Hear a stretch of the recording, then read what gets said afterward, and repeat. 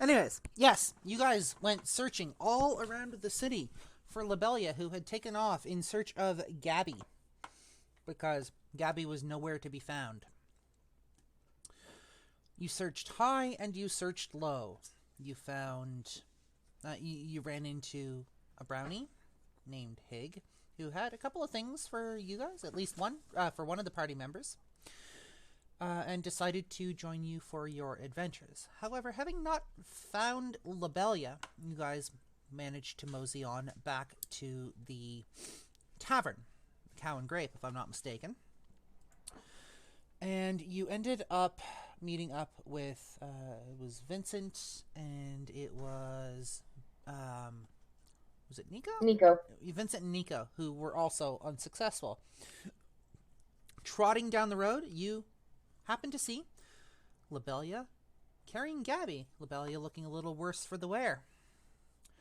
As you all stopped to talk, a moment later you see Lobelia drop Gabby, rush past, and a moment later just a fist, kind of a hand, pulling back out of her, with Lobelia's soul held in it as Lobelia's body drops to the ground,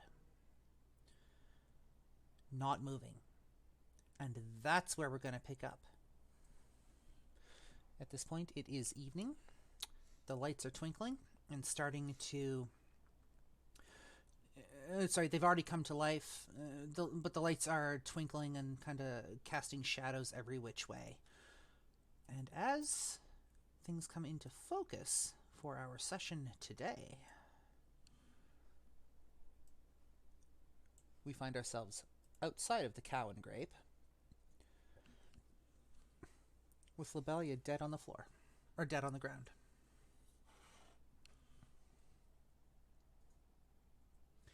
And we shall open up our floor to the players. So, It's outrageous. so, seeing this, Alardis's eyes are just going to go green. And as soon as you, like, for anyone who would be noticing what Alardis is doing, he reaches his hand back to grab the sword of Calhane. Mm-hmm. And as soon as his hand, and as soon as the sword clicks from the scabbard, he poofs in a cloud of smoke, which normally it looks like a starry night from the Misty Step, Mm-hmm. but it's kind of like a dark green color from like the X-Men movies when Nightcrawler would teleport all the time. Okay. Okay. So that's what he did, and now he's behind the creature, sword out, and is about to run this thing through. So you can move your token, put yourself there. Is there anybody that I've missed on this map? Is there anybody not there that should be? Awesome. So you can put yourself. So you're gonna go, yeah, right about there.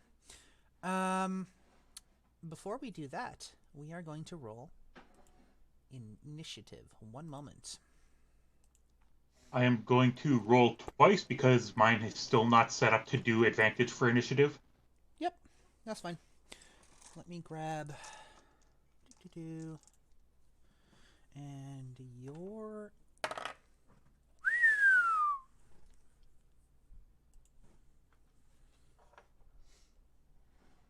Wait, why are you guys suddenly showing up again? There you go. Settings. Ascending? Descending. My initiative is 20. Your initiative is 20, so there should be another one here. So you rolled a 20 and an 18, yes? 20 and a 17, yes. Hold on.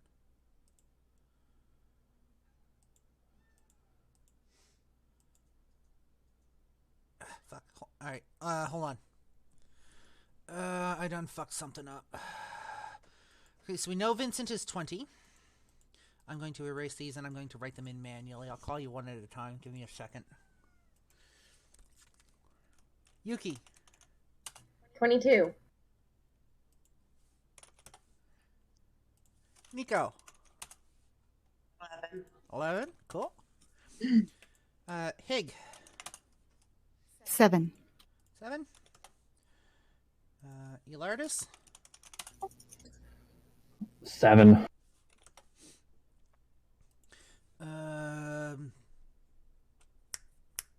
Kiva?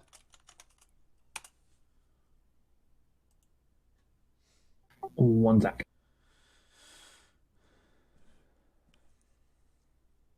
14. 14? I didn't miss anybody, right?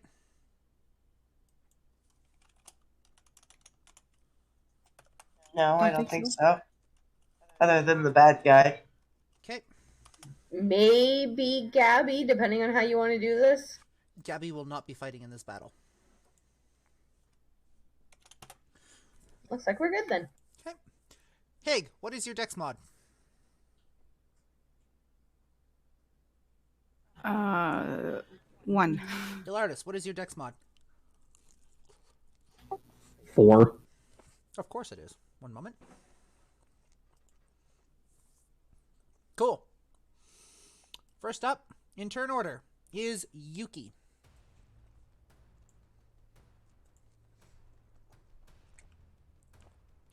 What are you doing?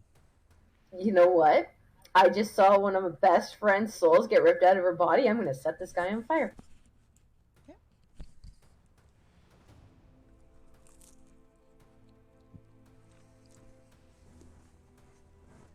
So, firebolt for 12 damage, apparently. One moment. Is that a dex save?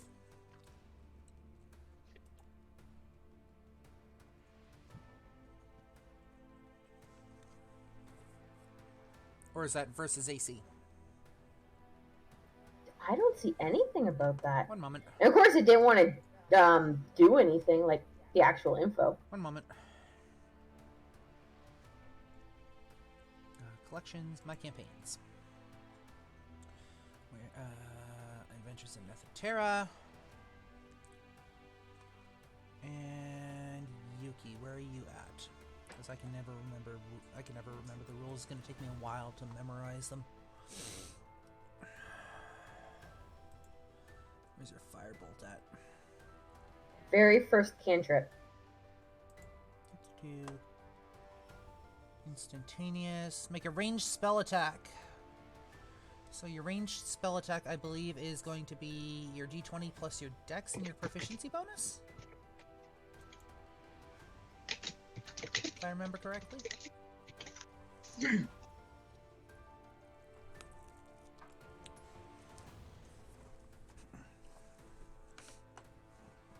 My spell attack's +7, if that helps. Oh, if you roll that, then roll your spell attack. That'll work. Spell attack, 11. 11. That will not hit as your firebolt goes wide. You're a little more incensed at the moment than anything else. Anything else from Yuki?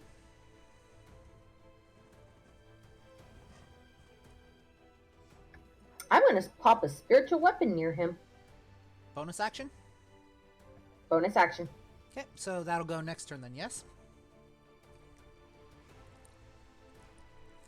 I don't use this enough to know. Give me 1 sec to read it. Mm-hmm. Oh, when I cast the spell, I can make a melee spell attack against the creature within 5 feet of the weapon. Okay, make your melee spell attack.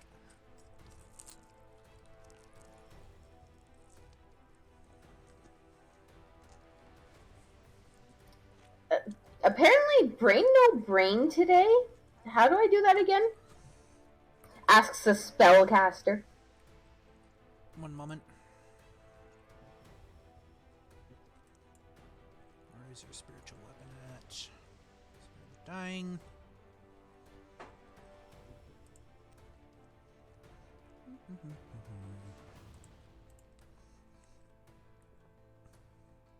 Make a melee spell attack.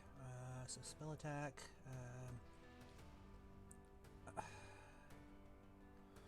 Just roll your spell attack. Your spell attack stat. That'll work for me.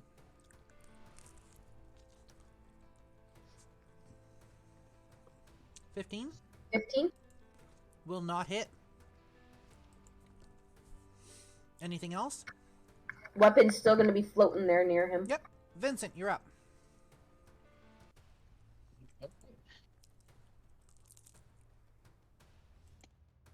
I have already raged. I'm gonna shimmy right up to this guy. Okay. I got Denzel in one hand, Sunblade Shortsword in the other, making my armor class 19 now, since I have dual wielder. Okay. And I am taking my full attacks. Well, I just shimmied up, so I can't take my full attack, but either way, I'm attacking. Okay. 1 moment, please. Denzel, 21 to hit. That will hit. Just give me 1 moment. Because I need to check something. Oh, you're good. Alright.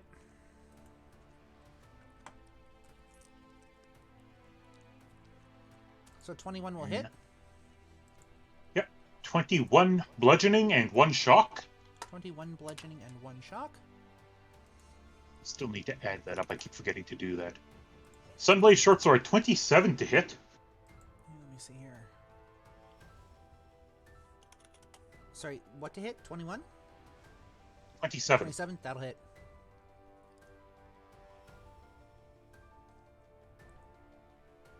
Actually, according to the rules here... Oh, no, that was accounted for. Okay, I think.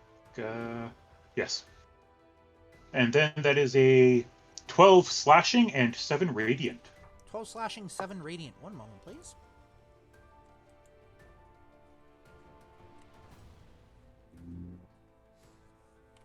Calculated. Thank And you. I am getting flanking with Ilardis, right? Yes, you are getting flanking with Ilardis. Okay. I believe that gives you advantage, yes? Yes. Okay. I have already taken that into account. Okay. So, with that, I will take my extra attack. Okay. And I will swing Denzel again. Okay. That is a 25 to hit. That'll hit. 13 bludgeoning, 1 shock. Okay, 1 moment. Grab my calculator because math is going to be hard today, apparently. 13 bludgeoning and 1 shock. Okay. Yep. And that is my go. That is your go. We move on to Kiba. Kiba is gonna sit there and he's gonna go more protective stance to Gabby and just snarl at this thing. Okay, so he's just gonna snarl. That it? Yep, that is it. Nico. First, he's gonna be like, "Rebellion," and then you're gonna pay for that, and then dare and take a swing with his quarterstaff. Okay, roll it. 22. That'll hit.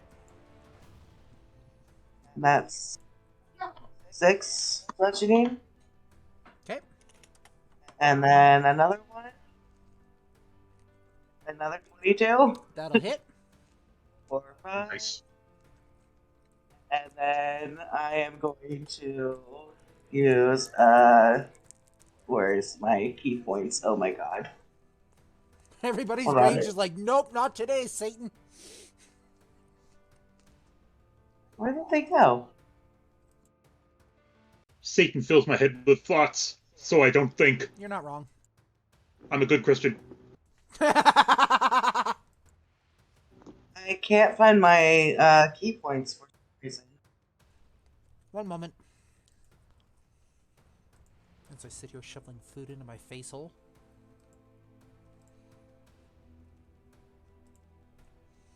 Nico, where are you at? Everything is alphabetical. There we are.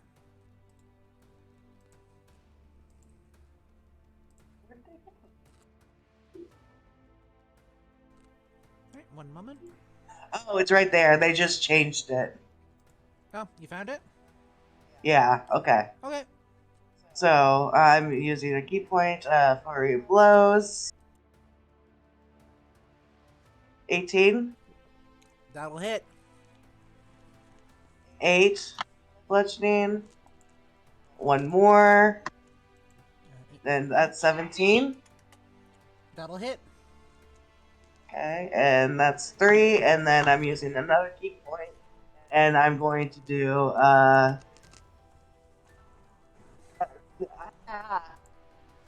You what? the stunning strike. So I Okay. need you to make me a con saving throw, DC 14. Fucking monks. Give me 1 second. Right? Hold on. Dope ass monk shit. What was that? Dope ass monk shit. That was a. You said a constitution?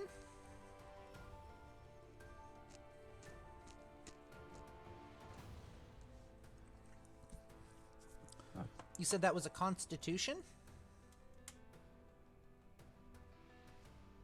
Pretty sure that's what I said. Let me double check.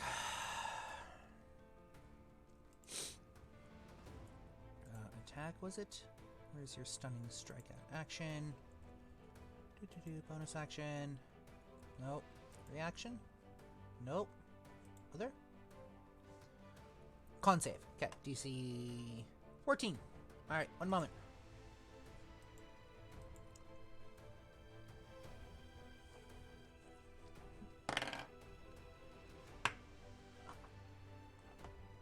Nico.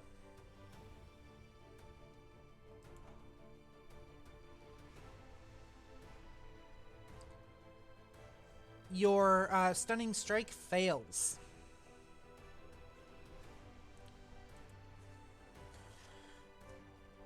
One moment. Okay, we're gonna move on to Elardis. You're up. So already behind this guy, sword out, he is going to ram it into this guy's torso. Well, into this thing's torso, I guess. Okay, so you're gonna ram it into his face? Awesome. Do it up.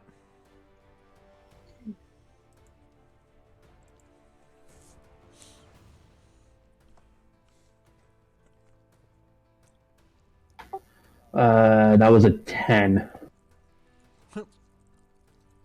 1 sec. Pizza's trying to get away from me. 10? No, that will not hit. Second attack! Okay.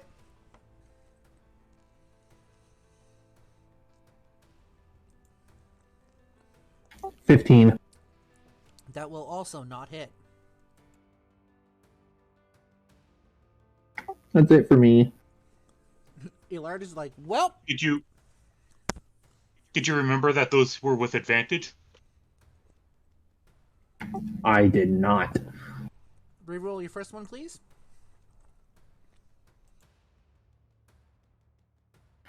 Nope, first one's not going to do it either. That was a 13. Reroll your second one, please.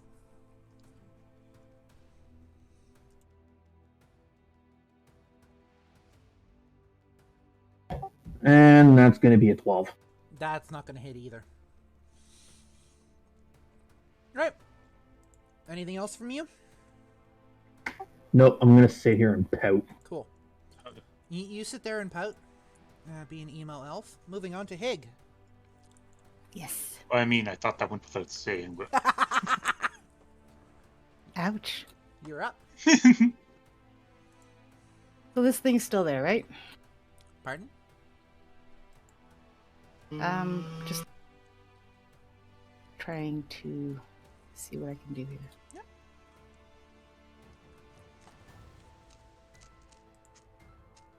I think I have to move or I'm going to be shooting in people. hey, Sorry about that. I got a phone call, so my stunning strike did not go through. Correct. Okay.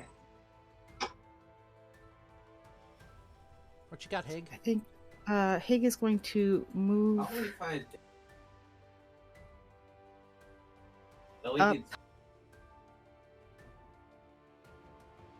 there Okay. and moving take up. out her rifle So you're moving up on the balcony. Okay, you pull out a rifle. and shoot.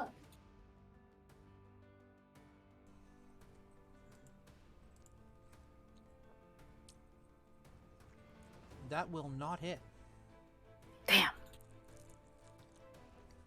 Anything else? I gotta start reading this sword better. Anything else, Hig? Just looking.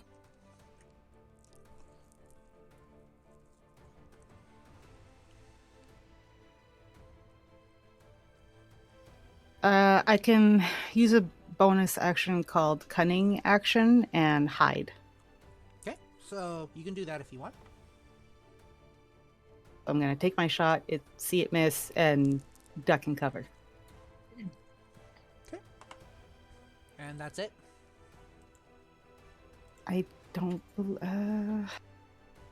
think I have any actions left.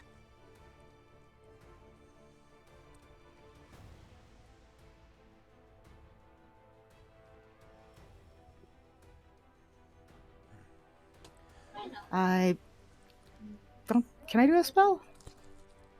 You've used your bonus action. You've used your regular action. So you have your move action and you have your free action left. Oh, I already moved, right? Because I went to the balcony. So then you've got your free action left, which is usually like saying something quick. Would not mean... It means you would not be able to use a spell at this point.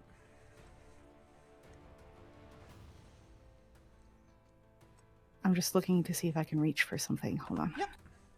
You take a moment. You're still getting used to the character sheet. It's very similar to my other one, so it's like, was it in this character sheet or in the other character sheet?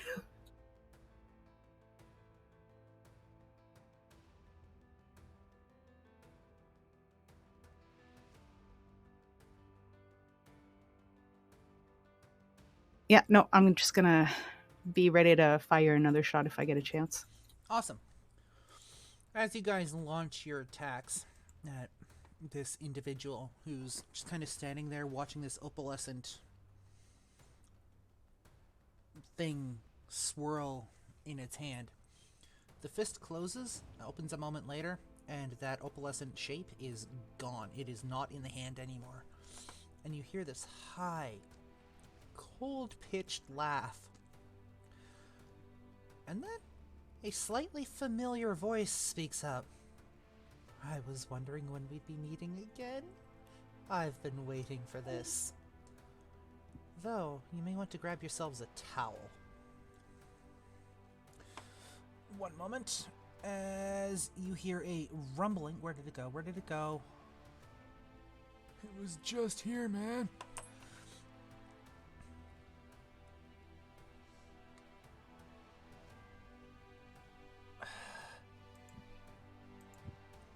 I just saw it! One second. There it is. As you hear this rumbling coming up from the shores. And a moment later, as you're looking around, you realize there's a wall of water coming at you. And you're all going to need to make me a dexterity saving throw, please.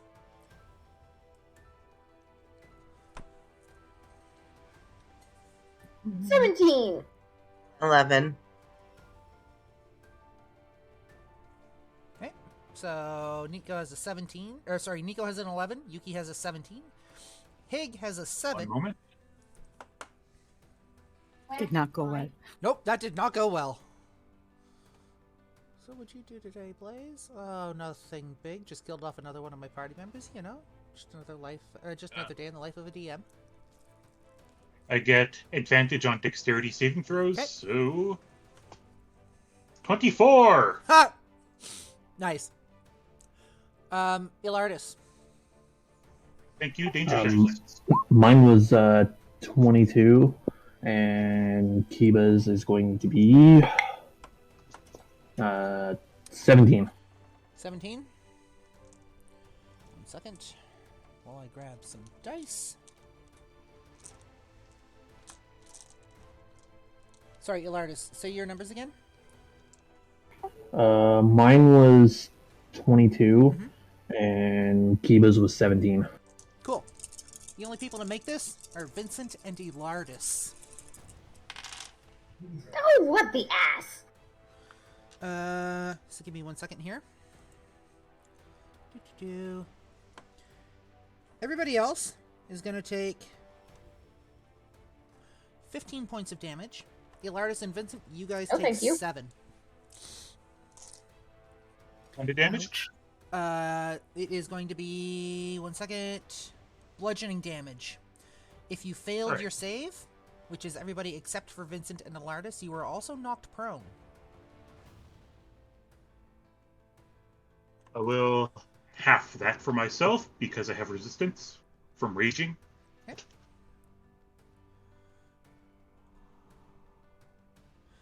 As the water washes up across the road, the street that you guys are on, the flames are immediately extinguished, bathing this place in pitch black darkness. Hey, if Nico was raised up off of the ground, Hig was raised up off of the ground on a balcony, would they need to make the save? So this is this wave is 10 feet wide and 10 feet tall. Okay. Yeah, Hig had no hope. I think she's lucky to not get carried off with the current. Yeah.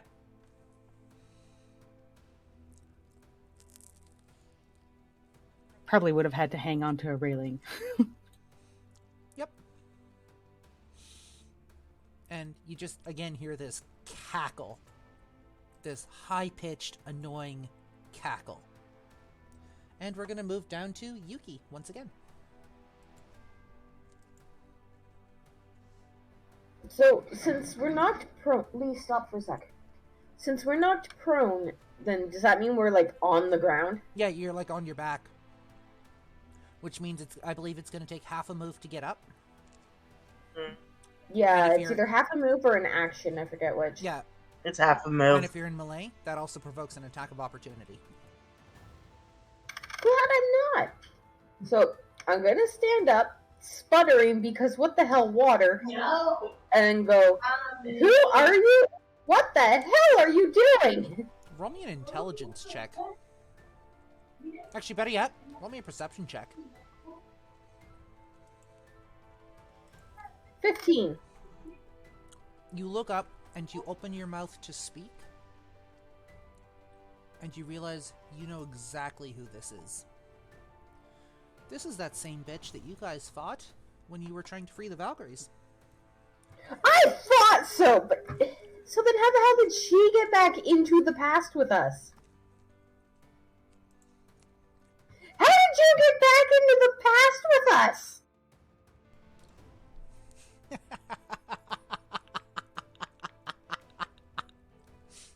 That's all you hear. Mm-hmm. Fine. I'm gonna smack her with my spiritual weapon. And that'll roll at... What'd you hit? 9. Yeah, it's not gonna hit. Fine, I'm gonna throw a firebolt at her again. Okay, throw a firebolt at her.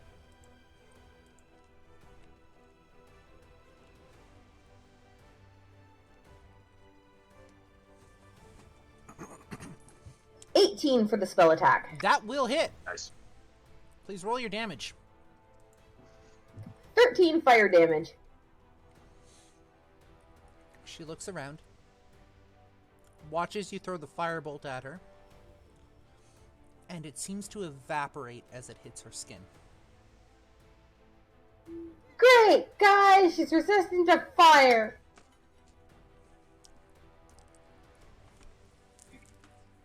I'm gonna grumble under my breath. To lightning. What was that, Vincent? Let's see if she's resistant to lightning. Okay.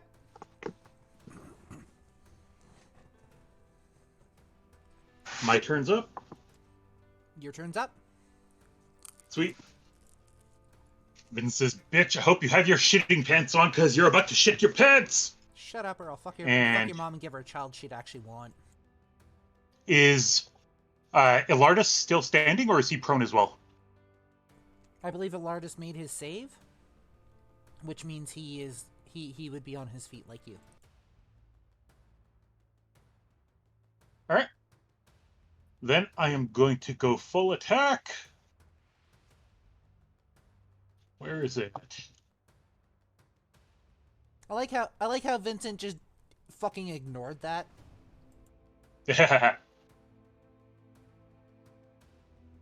He doesn't need to talk. He doesn't need a witty quip. He has Denzel. 17. 17? 21 to hit. That'll hit. All right. That is 17. 21 bludgeoning and 3 shock. Okay, one moment. 21 bludgeoning. So, let me see here. Fuck it. Calculator.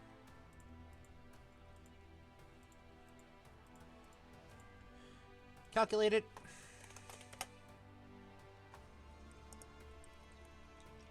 And Sunblade Shortsword. Yep.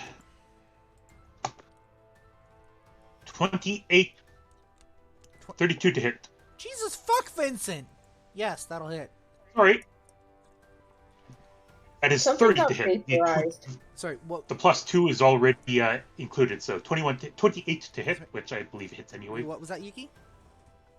Something's getting vaporized. Yeah, roll your damage. I'm going to use... Where is it? There it is, Savage Attackers, and re-roll that damage. Oh, okay. Fuck. Oh well, that got actually a little better. So that Okay, 4 is points is 4 points. 9 slashing and 5 radiant. One moment. Calculated. Thank you. And then I am going to extra attack. Of course you are. I'm gonna hit him with Denzel again. Yep. 24 to hit. That'll hit. Let me check how often I can use extra attack for. I gotta check the actual rules. Give me 1 second. Okay. I'm gonna get some incense going here. Something good to vaporize you guys with.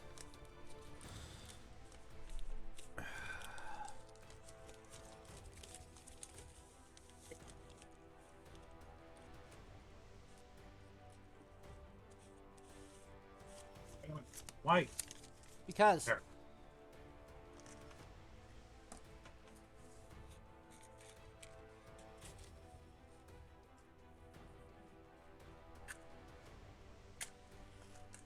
You got your rules?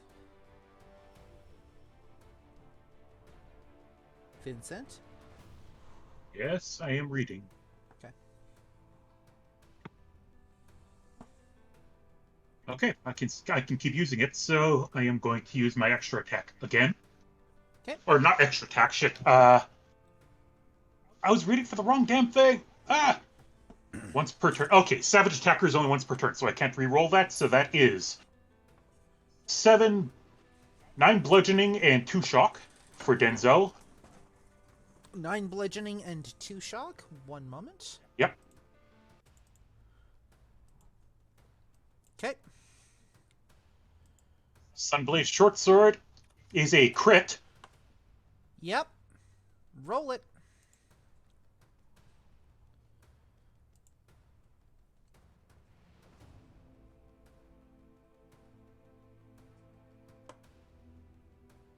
.16 slashing. Okay. And 8 radiant. Look at you. Okay. Anything else from Vincent? Yes, I am going to use my Storm Aura. Of course you are. And she is going to need to make a Dexterity saving throw, DC 15. DC 15. Dexterity saving throw? She does not make it. 3 lightning damage as sparks shoot out of his eyes. right into hers. You just see her snort. Anything else from Vincent? I make a kissy face at her. Kiva, you're up. Kiba's just gonna hang back and protect Yuki and Gabby. Naturally. I will be right back. Okay. Nico, you're up. More damage to this dude with water stuff. Alright. 18. That'll hit. 7. One moment. Calculating. Total calculated. Thank you. And next one, oh, that was a natural Please one. roll me a D100.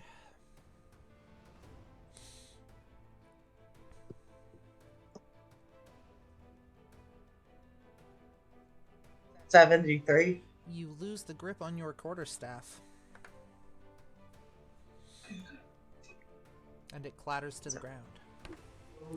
That's a flurry of blows with mind breast. Okay, roll it. But first, I gotta mark off the key point. Yep. 21. That'll hit. 6. Calculating. One moment. Calculated. Thank you. And then 21 again. That'll hit. 4, 5. And I'm gonna try one more time to study strength. Okay. That's a con save Yeah. of... DC 14. One moment. She succeeds. Damn it. Anything... Okay, that's all I got. Ilardis. Yeah. After realizing who this is, Yep. he's gonna grip the sword tighter through pure anger and just be like, "Oh, I'm gonna enjoy taking your head off," and then he's gonna swing the sword of Calhoun at her. Okay. Swing it. Still with advantage, right? Yes, you're still getting advantage because you are in flanking with Vincent.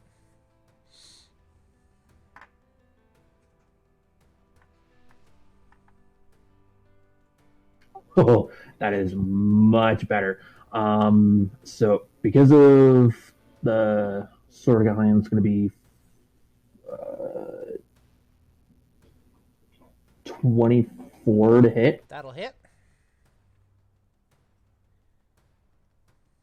Oh, real fast, I forgot to say I did use half my movement to get back up. Okay, that's fine. What's your damage?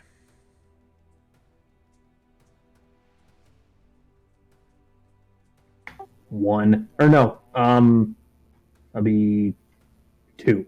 I love it. Second attack. Okay, so you slice in for 2 points of damage. Anything else? The second hit's going to be a critical with that advantage. Okay, roll your damage. So you're gonna roll your damage. You're going to double it, and then you're gonna add your modifiers. So I've got both hands on the sword with this one. It's going to be 7 plus the 1 from the sword itself. So it's going to be 9, and then what modifier do I need for Anything that goes, that? any bonus that comes from your sword. So if it's a +1 to damage, or a +2 to damage, or a +10 to damage, those modifiers. If you don't have anything, then it's not going to matter. Yeah, I think it's the +1, so I guess it technically would be +2 altogether then. You don't double the modifiers. You just double. Oh, I don't double the modifiers. Okay. Just the sword. Okay, so yeah, I guess it's just the 8 then, and then What'd you roll on the dice? I rolled a 7. Okay, so 7 and 7 is 14, and then you add your Okay. modifier. Okay, so it'd be since it says +1, So then it'd be 15. 15 altogether. Okay, sweet. Cool. Excellent. Love it. Anything else from you? Nope, that's it. Moving down to Hig, who is currently hiding. Well, I got knocked prone as well, so she's gonna have to get back up. Just don't try and show off this time, Tyrion says. Tyrion, welcome on in. This time. Okay, so take half your movement to get up.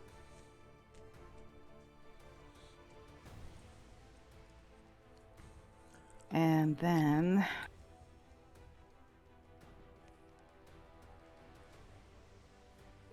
she's going to take a slightly different approach.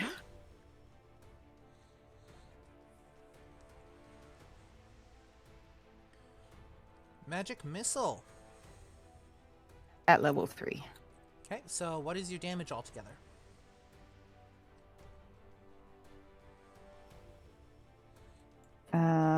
Did it not roll for it, or is it just? So it says 3 force, so that's an auto hit, so that would be 3 force damage, yeah, but I'm trying to get you guys also to say this out loud. Oh, okay. Sorry. You're good. I just haven't used this one on here before, so I wasn't sure where to look. You're good. Yeah. So apparently the damage is 3. Cool. I got you. Anything else?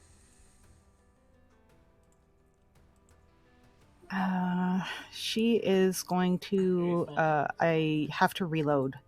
Yep. For my next shot. So reload is either a move. I will give it to you for either a move or an action. Because you're gonna have to reach back and grab your bolts, and that you'll start that next turn. Yes. Okay. Anything else from you?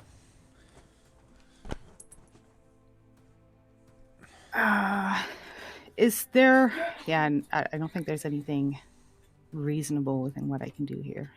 Okay. So yeah, no, just ready for anything that could be coming our way. Ilardis and Nico, please roll me an attack of opportunity.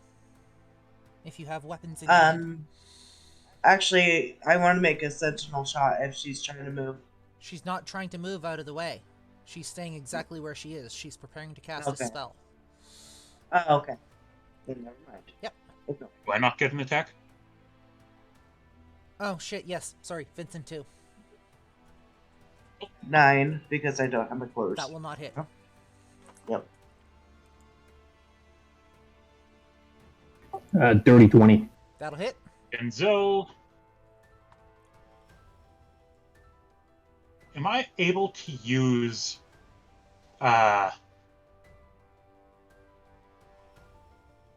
no, wait, that's not that. Okay, so 13 13? 17 to hit. 17, that will hit. So, Ilardis and sweet. Vincent, you both land a hit.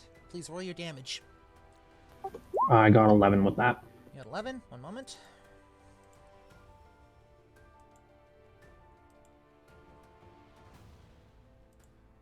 Fuck off. Stupid calculator.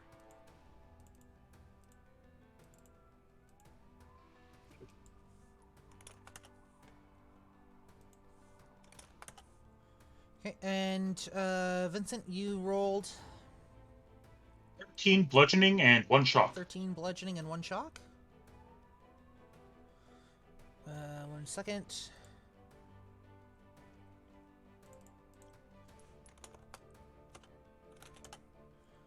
Calculated, thank you. Yep. Vincent, you are going to need to make me a wisdom saving throw. Okay.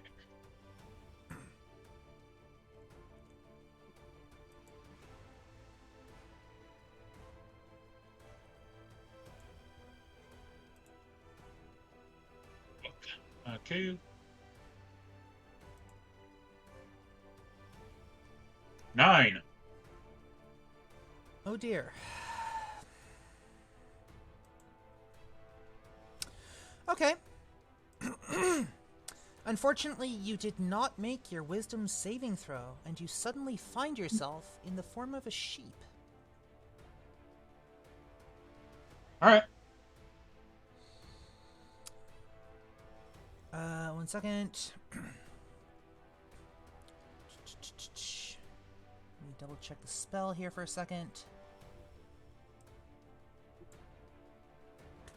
The target's game statistics, including mental ability scores, are replaced by the statistics of the chosen beast. It retains its alignment and personality. The target assumes the hit points of its new form when it reverts to its normal form, which is either when the spell finishes, or when you drop to 0 hit points or die. You return to the number of hit points you had before you were transformed if you revert. If you revert as a result of dropping to 0 hit points, any excess damage carried over to your regular form is normal. The creature is limited in the actions it can perform by the nature of its new form, and it cannot speak, cast spells, or take any other action that requires hands or speech. Your gear melds into your new form. You can't activate, use, wield, or otherwise benefit from any of this equipment. But it says I retain my personality. Do I retain my character class traits? That is a good question. 1 moment. I was already raging. Am I still raging? 1 second. I would say that because you are changing form, and because there's a lot of other things you don't get access to, that no, your rage would automatically end. You can be angry, but your rage would probably not carry through. Alright. So is it my turn yet? Hang on. And she just looks around at you. You sure you want to continue? And we're going to move down to Yuki.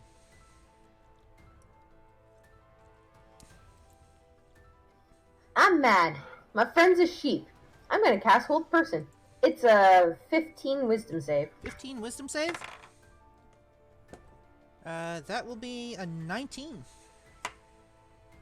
How dare she make her wisdom save? Nope. My spiritual weapon's gonna swing at her again. Okay, roll it.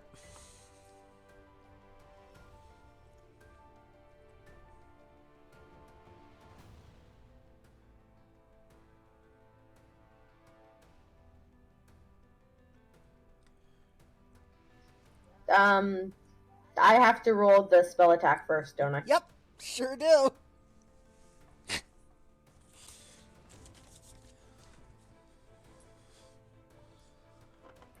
I think a 23 will hit. Yeah, that'll hit. For 9 force damage. For 9 force damage. Okay.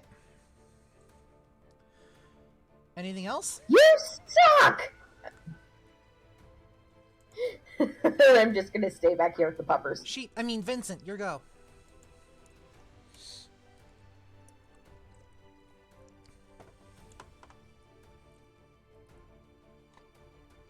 Let's see here.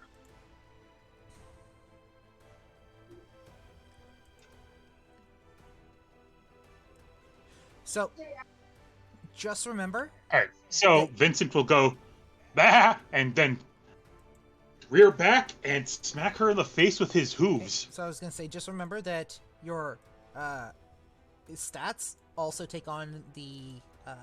they also reflect the stats of a sheep at this point. But, Yep. yeah, okay. I was looking at the sheep, and I'm good. Okay. So you are going to rear back and smack her with your hooves? Yep. Okay. I get it. Let's see if this works. You'll still get flanking. Yeah. So let me try roll that again for flanking.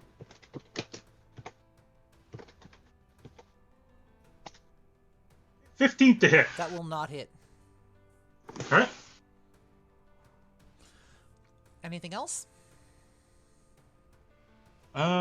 Real quick, do I get an attack for each hoof, or do I just get one attack? One attack together.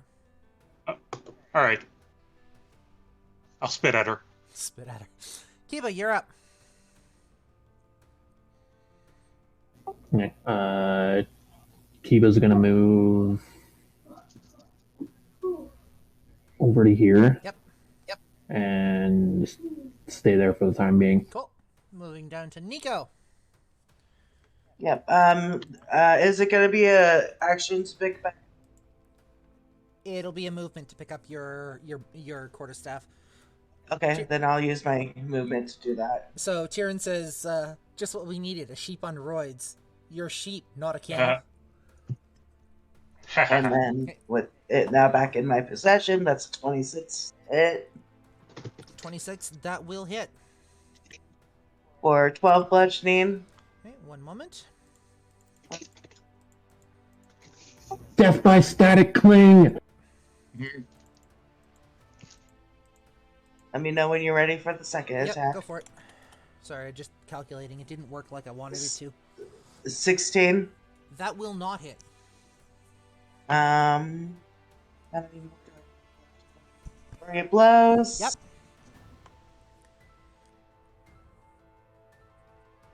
13 does not hit. Nope. 18 18 will hit. for 7 bludgeoning. One moment. Okay, And that's all. that's all. Yep. Moving down to Alardis.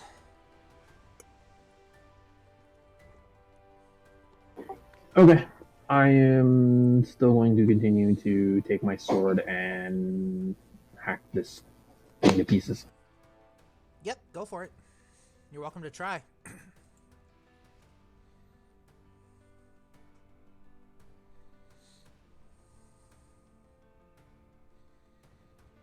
So it's going to be 16. That will not hit. Second attack. Okay.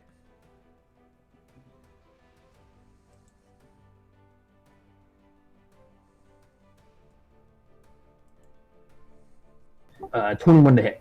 21. That'll hit. Yep. That'll hit. And I'm going to roll because I'm wielding the sword with 2 hands instead of just 1.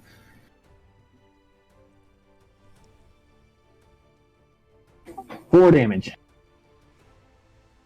Sorry, 4 damage? Yep. One moment. Okay, calculated. Anything else? Nope, that's it for me. Okay, and we are moving down to Hig.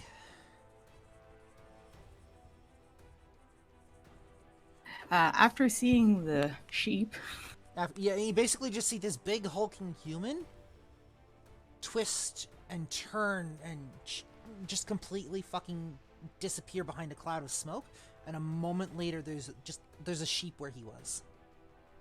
An angry one. A very angry one, but still a sheep. so yeah, she's a tiny bit freaked out, a little wary, but she's reloaded and just gonna keep taking aim. Okay.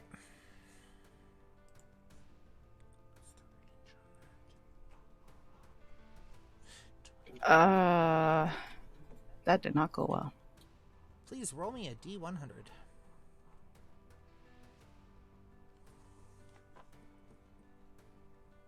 $71. 71. You aim down you reload, aim down the sight, and pull the trigger. You just hear a click.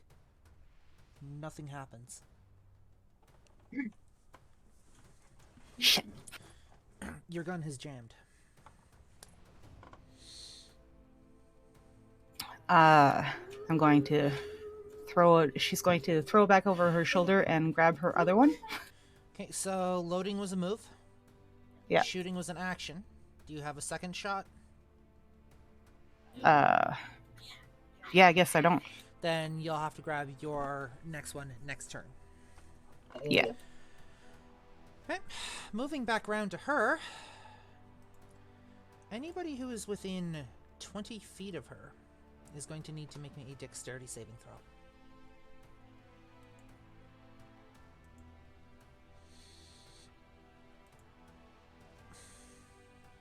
Age, I am doing real bad on my dexterity saves today. You what?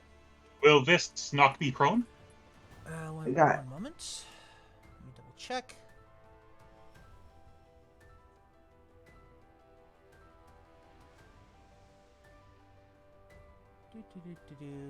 No. Doesn't look like. Okay. Alright, so go down the list one at a time. Yuki, what'd you get for dex saving throw?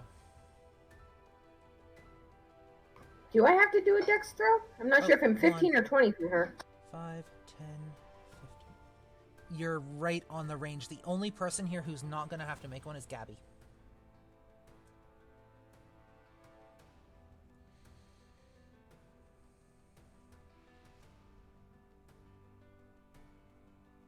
Ooh, that Actually, 14. hang on. Let me double check that spell. No, sorry, that'd be 10 feet either side of her because it's 20 feet altogether. So, Kiba, Yuki, and Gabby are good. Everybody else is going to have to make one. So we're going to start with Hig. What'd you get? 7. Vincent. Vincent, 3. Nico.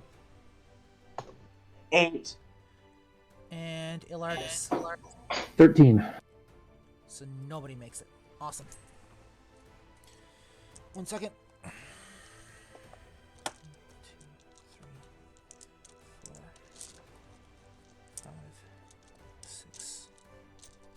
So is Yuki about to become a sheep farmer? 1 second.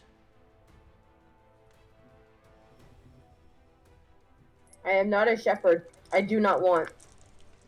10. Let me clear some space here.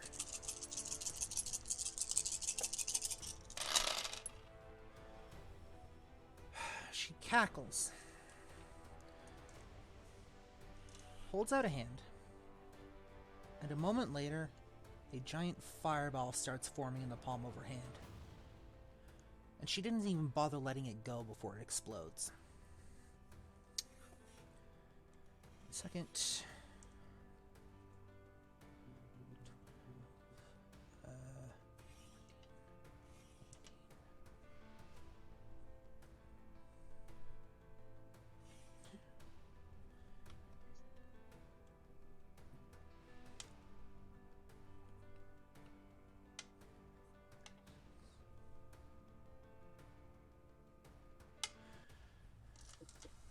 For those of you that made your for those of you that had to roll your dexterity saving throws, you take 39 points of fire damage as it literally explodes on the spot. Yeah. Did you Noted. say 39? I sure did. He goes out. So am I. I'm at -1. Okay, so you're gonna roll death saving throws. And a moment later, she disappears. She kind of fades from existence as the smoke clears. You can just see her fading out of reality. Just before she goes, she reaches down and grabs Libelia's body, and they both disappear on the spot. A moment later. Vincent's still staying. What? Go ahead. No, go ahead.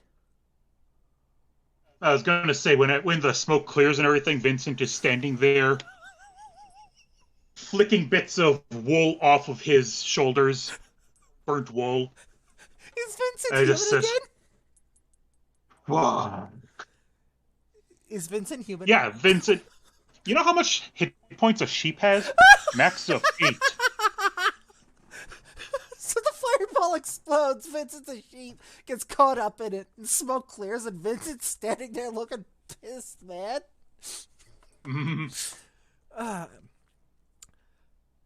The ground around where you guys were standing seems to be burning, but the villagers, they come rushing out of the buildings. The front of one of the buildings appears to be on fire, but there's people that seemingly are taking care of that. The villagers come rushing out of the building, and they go straight towards you guys to see if you're okay. They have no idea what happened. All they know is there's injured people on the ground. One of them looks down at Nico as they approach and just kind of lays his hands on her. And you are going to take 1 second. Do.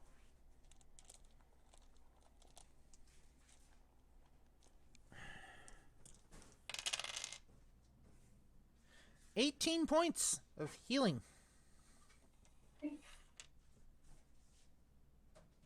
Okay, thank you. The others don't really know what to do. They're just trying to get you out of at least most of the carnage.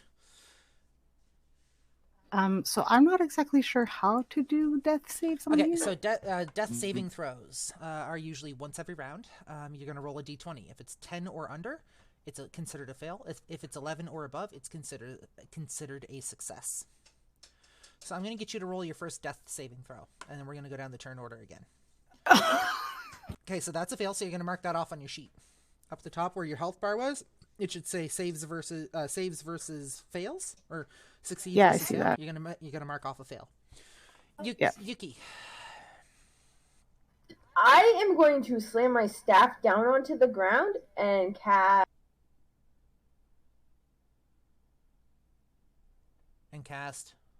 Mass Cure Wounds. Hey, look at that! Somebody actually using something I gave them. Of course. Amazing. You shall not die. Essentially, with 22 points to y'all. So that's a 60-foot range, so 30-foot sphere. So everybody takes. Sorry. I'm going to move up a little bit, then do that. Where are you going? Just to make sure. Yeah. So basically, you're right in the center of your party. You slam your staff down on the ground, and immediately, just this blast of healing, warm, fuzzy healing energy bursts out from this staff, and everybody there can take 22 points of healing. Does that include Haig or no? Yes. So you're going to go. You're gonna in that little box. You're gonna take 22 and then add, and then that should put you back into your actual health.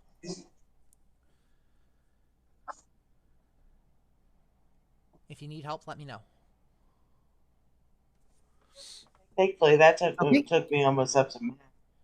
What was that? Sweet. So thankfully, that almost took me back up to Tyrion says, "You shall not die unless you're Yuki, who nearly dies." I mean, you're not wrong, but fuck. And guys, There's dead and dead. We're gonna break for 15 minutes. Okay. We will come back at past, and we will continue from there. So, you guys have just had your ass handed to you. No, I didn't. You got turned into a sheep, Vincent. Yeah, I did. You know how much hit points I ended that fight with? How many? 100. Yeah, well, I mean, that was after I killed the sheep. The sheep wasn't me. What are you talking about? Uh-huh. I'm not normally like that. Uh-huh. So, you guys, once again, literally just see this dragon sort of fade into non-existence, and as she goes, she grabs Labellia's body, and then they're both gone. You guys have had healing aid rendered to you by not only one of the villagers, but by your cleric, who has gotten a shiny new healing stick. And you're left there in the middle of the road. We're going to open our floor to the party. I know that was like the best intro ever. We're going to open the floor to the party to see what you guys want to do. Vincent is just standing there, flicks bits of charred sheep off of himself. Yep. And staring at where she was standing. Yep. And says, "What was that bitch's name again?" I am not going back like 5 months in my notes to find her name. I know someone remembered her name already, so Vincent is asking. Who was it that had her name?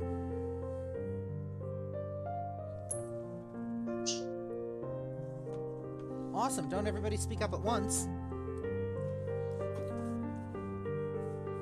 Wasn't it something like Kimiko?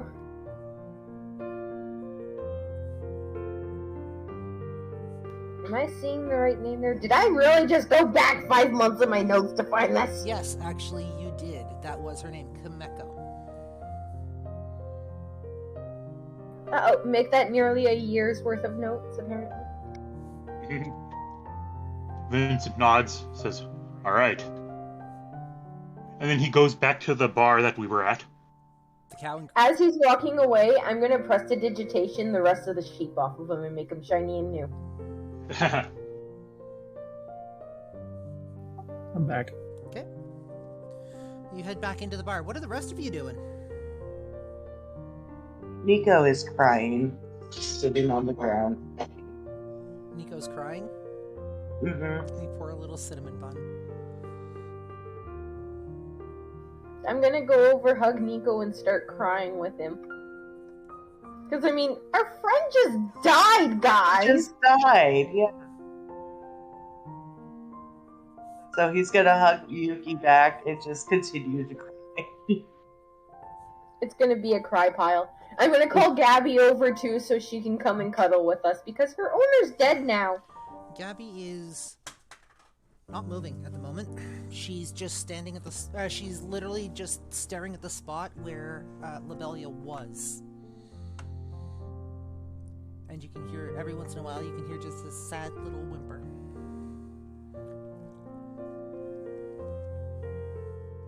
Hig is feeling very awkward and very angry. Okay. She still has some healing to do, but she doesn't know how to deal with all of the crying. So she's just gonna slowly walk over to them, hand them her card, just sort of like slip it in their pocket, like she doesn't even want to like talk to them. She's just gonna give them like a little half awkward reassuring pat, and then she's gonna go home grumbling about how some bitch is gonna die and she needs to do some upgrades on her weapons. Roll me a perception check.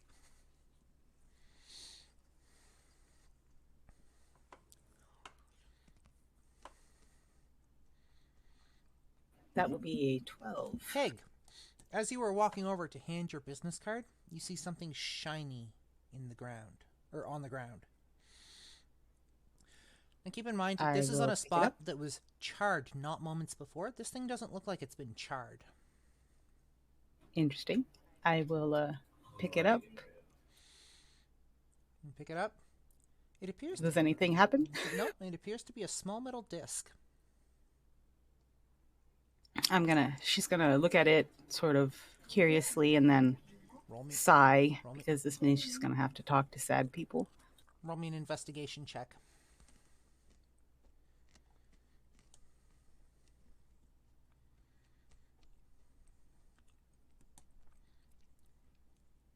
That would be a 22. This looks like a flattened piece of metal.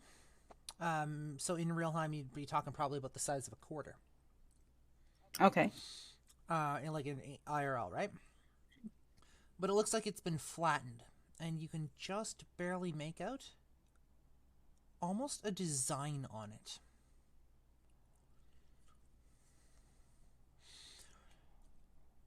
It appears to be a symbol of some kind of castle with the letters COG on it, and it appears to be outlined in the shape of a butterfly.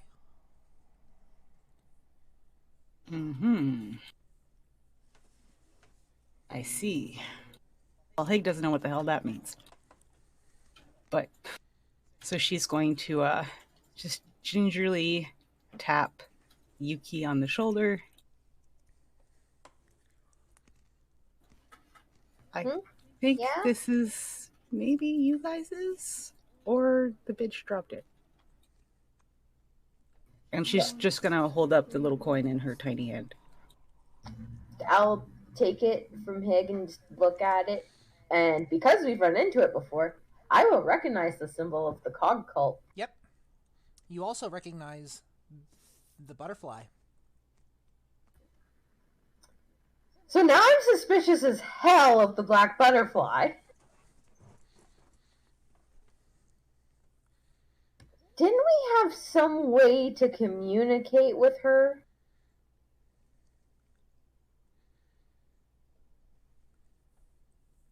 we have our own coin to summon her. But I don't think, other than that, to communicate with her. I kind of really, really want to have a conversation with her right now. Why this dragon bitch has one of her coins, and how she came back into the past to F with us. We can always find a door and summon her. Let's do that. Let's find a door and summon the cafe. Okay. At this point, you guys would hear Vincent's motorcycle revving up and riding into the night. Well, where the hell is he going? I don't know. Maybe he's grieving in his own way. So, you guys go to... Are you actually attempting to pull the coin out? Yeah, let's pull, I guess, my own coin out and summon the cafe. You go to pull your coin out of... Is it in your pocket or is it in your bag? That's something I would have kept in my pocket. Keep it close, keep it safe. You go to pull the coin out. And as you pull it out, you notice that it is completely blackened. And as you turn it over in your hand, it crumbles into dust. No! And that's where we're going to cut to Vincent. Vincent, what are you doing? Vincent is very silently wheeling his motorcycle out of his room, down the stairs, Yep. ignoring anyone who's like, hey, what the hell is that? Okay. He's getting on it, starting it up, and riding off to see if he can't find somewhere. Every once in a while, he'll even stop and ask if he can find anywhere where he can get into a fight pit. A fight pit. One moment. Let me pull up my notes. I'm just gonna go get a blanket. I'll be right back. Yeah. Let me see here.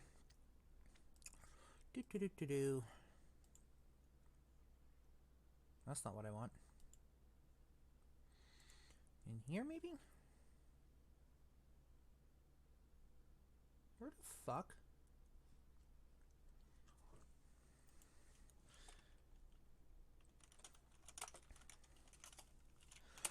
I swear I had notes on that somewhere.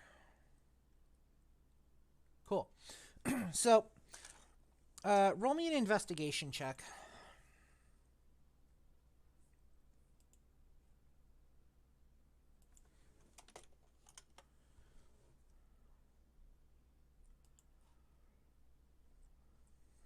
That is a 14. 14? You're not quite sure right off the bat. Like, you don't really get anything right off the bat. But asking people every now and then, somebody points you kind of down the street, down kind of a rough back street, or it doesn't look like it's, supposed to be standing out in any specific way. He doesn't really say anything, but he points you down the street. It says, and just kind of grunts. I'll go where he pointed. And a moment later, you hear the rather subdued cheering of what appears to be a decent-sized crowd. I'm back. Is there anyone, watching a door or anything? There's not really a door here. It's more open air. All right. Just there's a couple I'll of go people on towards that. either side. You're going down like a seedy back alleyway, right? And there's a couple of people just kind of watching the entrance to what might be an old town square. You're not quite sure. And there's like a crowd of people on the other side. Cool. I'll ride past them. Okay.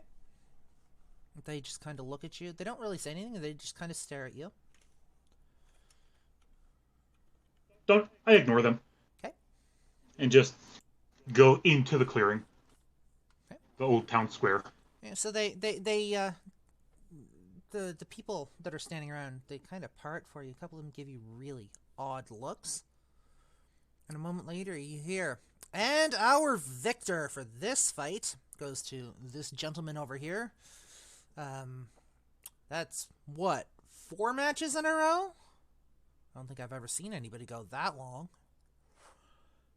But for our last match of the night, do we have any contenders that might be able to oust our current reigning champion? I'm going to drown him out by revving my engine. And he stops talking, and his eyes end up looking right at you. I'll basically ride right up to him.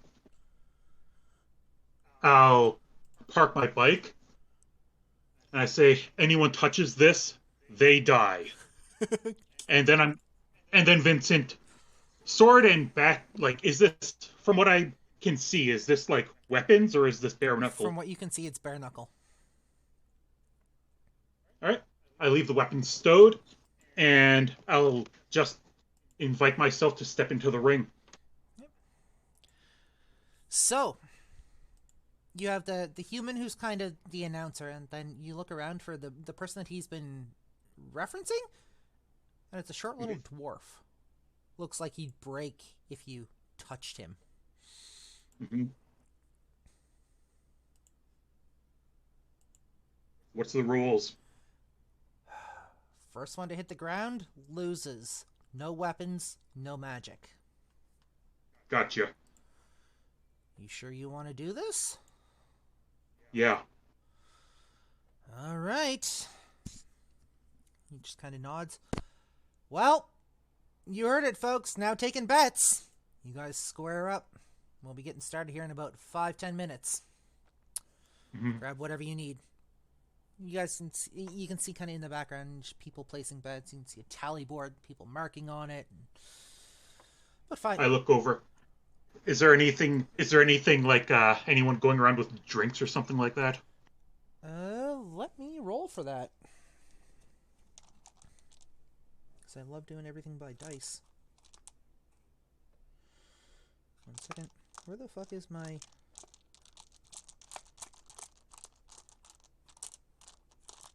There it is. That's what I want.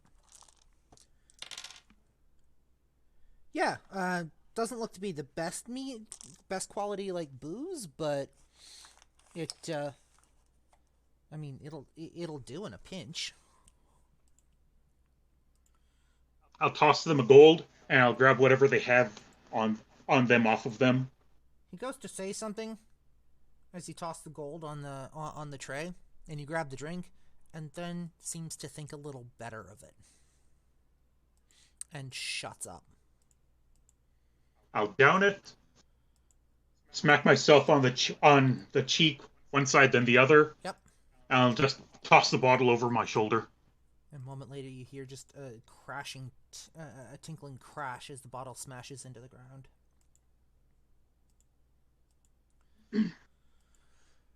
The announcer guy comes back. The human comes back, with the bets having been settled for the most part. You sure you're up for this? Yep. All right. Standard rules apply. Whenever you guys are ready. Give me 1 second here, because I'm actually rolling up a character for this.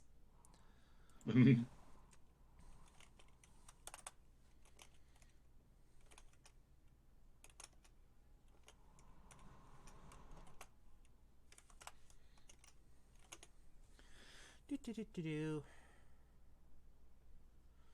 This goes here. We're gonna go here.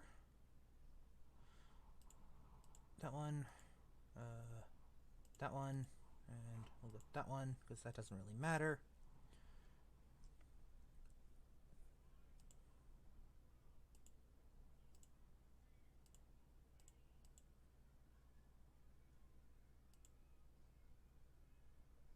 Cool. The dwarf kind of sizes you up and kind of looking you up and down, trying to figure out what the best plan of attack for you is.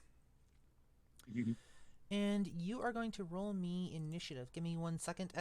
Before you do, though, I'm going to make you a ring here. Give me 1 second. Okay. This one. It's gonna be a quick and dirty map. Just a heads up. Not a problem. Okay. Because I was not expecting you to storm off in a rage like that. Really? You weren't? Listen here, you. And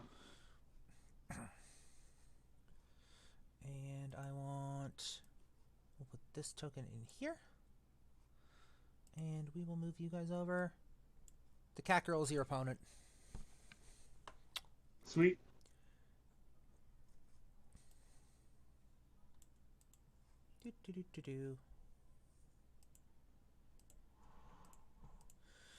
And you can roll your initiative.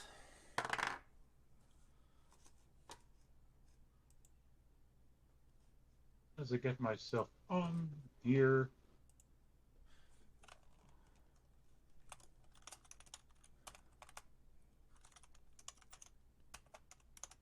Thank you.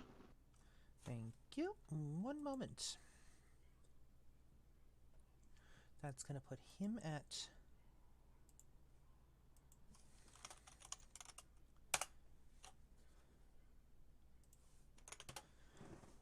Fuck you. Uh,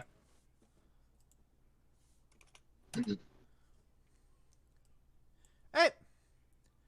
He's going to look you up and down. He's going to size you up. And he just... Oops. And he just kind of grunts. And he steps forward. Almost as if he's waiting for you. You want to shake? that's his go. You want to shake? Obviously, you've got some steam to blow off. An insight check to make sure to see if he's not going to bushwhack me for a handshake. 5. Okay. Yeah, as far as you're going to tell, he is completely honest, 100%. Absolutely nothing wrong here whatsoever. I go up and kind of reach my hand out to the little guy. He grabs your hand. Not saying a word. He grabs your hand with a firm grip. Good luck. You He too. gives it a couple of shakes. Your go. Vincent rages. Of course you do. And that is unarmed strike. That would be an unarmed strike. Yes, you're doing fisticuffs. Great. Reckless attack. Okay. Critical. For the first hit, not bad, not bad. All right. What you got?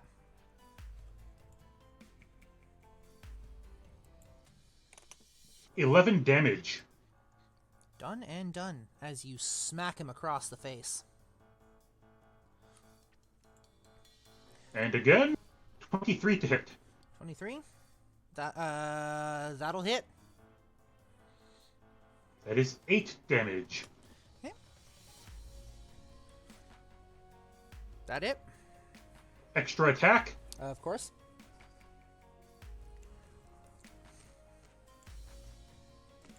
$23 to hit. That'll hit. I am going to use Savage Attacker so I can re-roll that damage. Of course you are. Same damage, 5 total. 5. Yep. Okay. Done and done. Anything else from you? That's it. I smack him going straight for the face 3 times in a row. Just kind of have my fists up, ready to go still. Yep. You're going to need to make me a wisdom saving throw. As he just kind of glowers at you. 18. He kind of glowers at you, looks puzzled for a moment, and he takes his hand, winds up, and goes to plant a right hook right across your face. Give me 1 second. All right. Will a 16 beat your AC? It will not. Oh, he misses. Awesome. Give me 1 second here.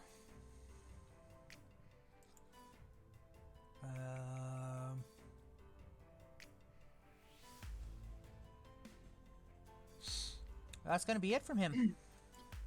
All right. I'm not moving. He's not moving, so I'm doing it again. All right. Oh, wrong one. Reckless attack. Mm-hmm. Unarmed strike. Mm-hmm. 17 to hit. 17 to hit. That'll hit. 7 damage. Of course. Unarmed strike. 21 to hit. Mm-hmm. 6 damage. Okay. Extra attack. Mm-hmm. Unarmed strike. 17 to hit. That'll hit. And 7 damage. Cool. Anything else? I am just You basically... not screaming, not roaring, just grunting as I mostly silently pummel this guy. Yep. What kind of stance does he have? Right now, he doesn't have one. Alright. I just keep going at him. However, you pummel him across the face. You're done, yeah? Yes, that's my turn. You start pummeling him, and he just lets out this grunt and this groan. And a moment later, he screams in your face as he gears up. 1 second.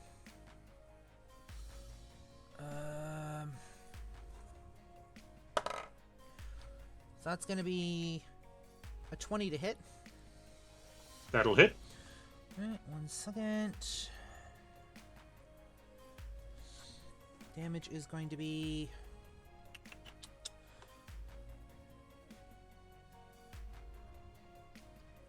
I think it's this one.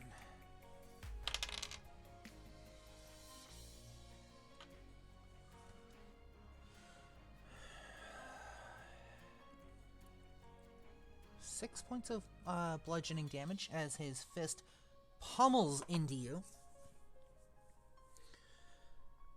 And he is actually going to step back 5 feet, giving you an attack of opportunity. Or he's going to step back a bit, giving you an attack of opportunity. Did he do any damage when he hit? Yeah, 6 points. Oh, okay. So that goes down to 3 points.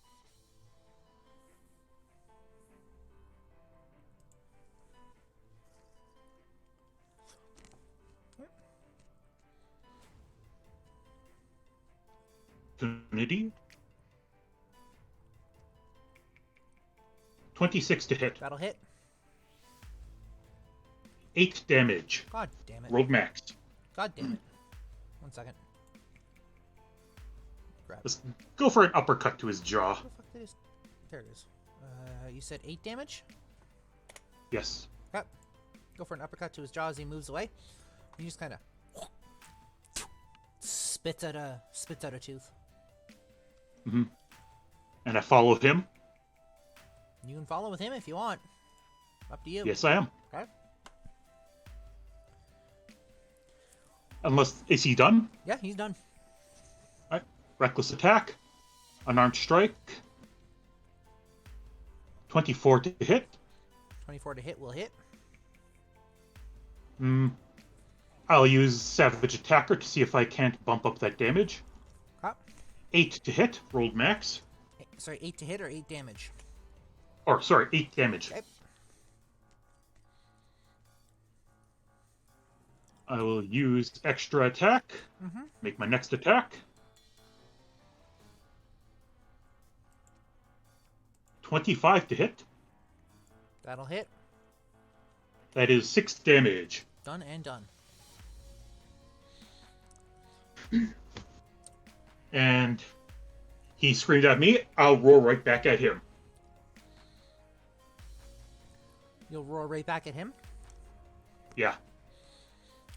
He's going to reach up and attempt to grab you by the throat. Please roll me a dexterity saving throw.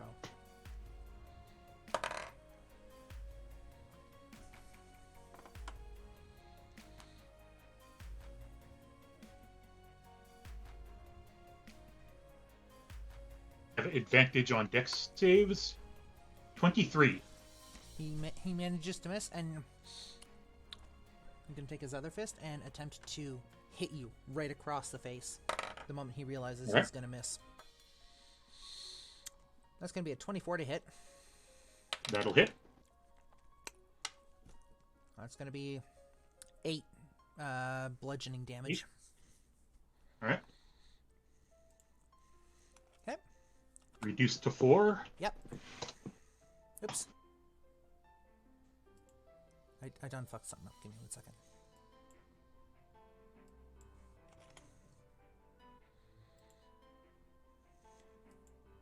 Okay, go ahead. Sorry. Yeah, here we go.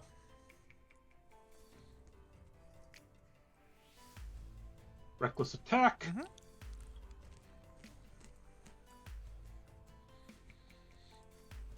And unarmed strike. Okay. 15. That will not hit. All right. Unarmed strike. 26. That will hit. 7 damage. Okay. And extra attack. Yep. Unarmed strike. Yep. 22 to hit. That'll hit. I'm going to use Savage Attacker to bump that attack damage up. Okay. 7 damage. Okay.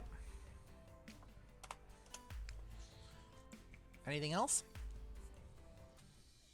There's no form to what I'm doing. I'm just swinging at him more or less wildly. Yep. Pretty much going for his face every time. Yep. He's not having it. He's going to swing at you, aiming for your nuts.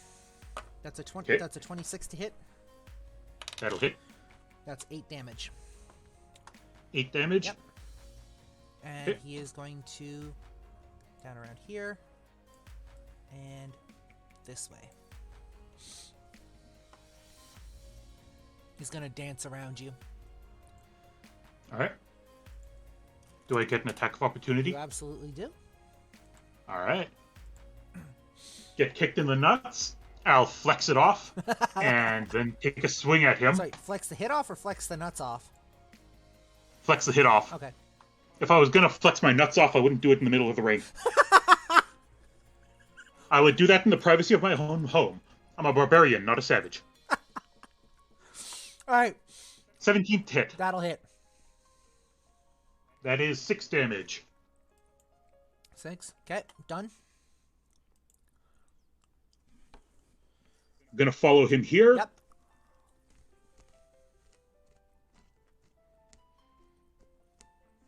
What do I need to do to knock him off of his feet?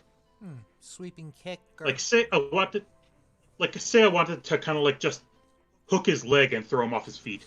So dwarves are usually really good on their feet. They're usually very hard to knock over, but if you can manage to knock his feet out from underneath of him, there's a chance he might go down, at least from what you're able to see. That is probably going to require either an acrobatics or an athletics check. I'll go with athletics. Second. Yep. Oh shit, this guy's got two attacks per action. I missed that.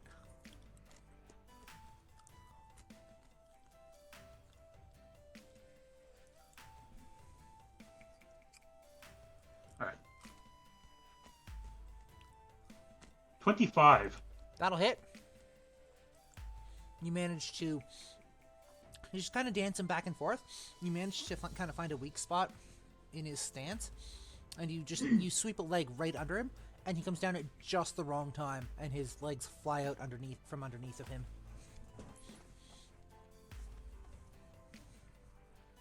So, I'm going to basically go MMA on him. Yep. While he's down, get on top of him, and start pummeling his face. Okay. Reckless attack. Yep. I have one more attack to go. 26 to hit. That'll hit. 28 because he's prone. That'll hit. 5, I will use Savage Attacker to bump that damage up. 6 damage. Yep.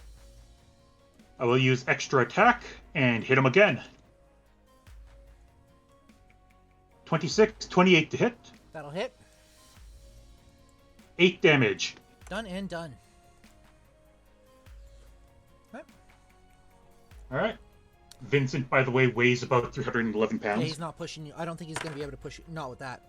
Cool. He's going to aim to hit. Mm-hmm. Not going to hit with that one. And he's definitely not going to hit with that one. You're going in dice jail for today, thank you. Your go. Vincent is going all out. Yep. Reckless attack.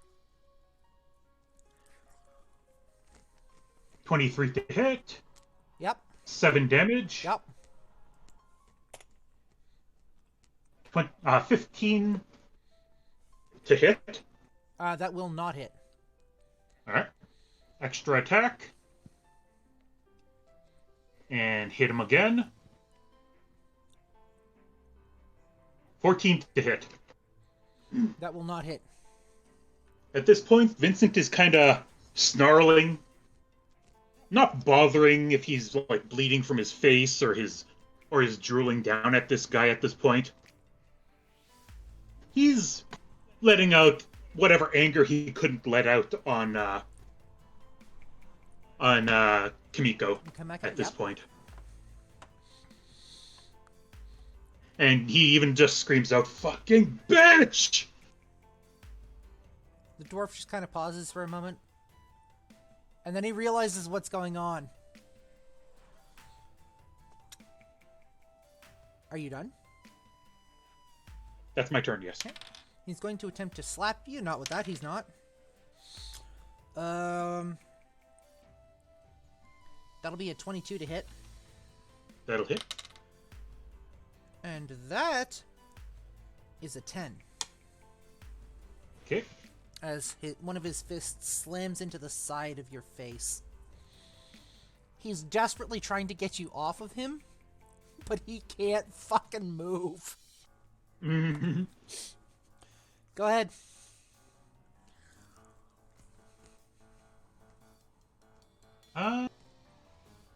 Reckless attack.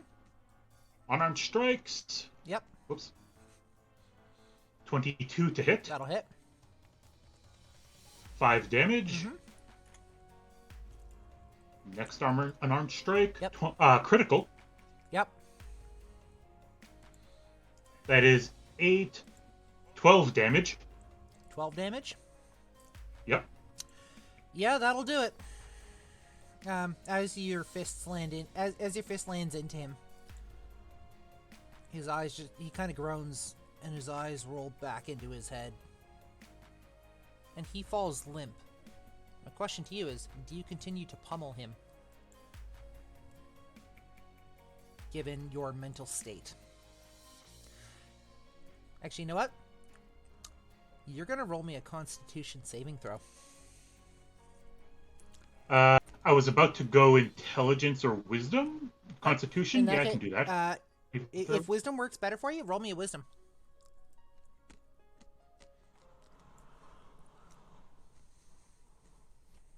Well, I was assuming that because of what was going on, but if it's Constitution, I can do that.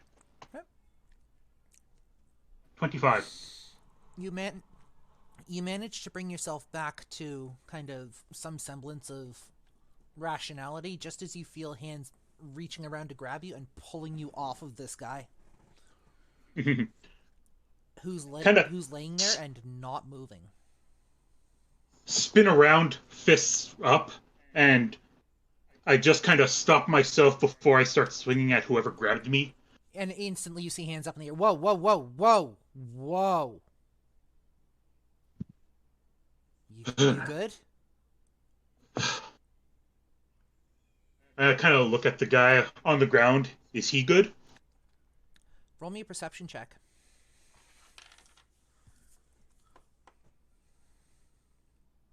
7. You're not sure. So, in my rage, I'll kind of reach down to him, and I'll, with my Ring of Spell Storing, cast Cure Wounds on him. One moment.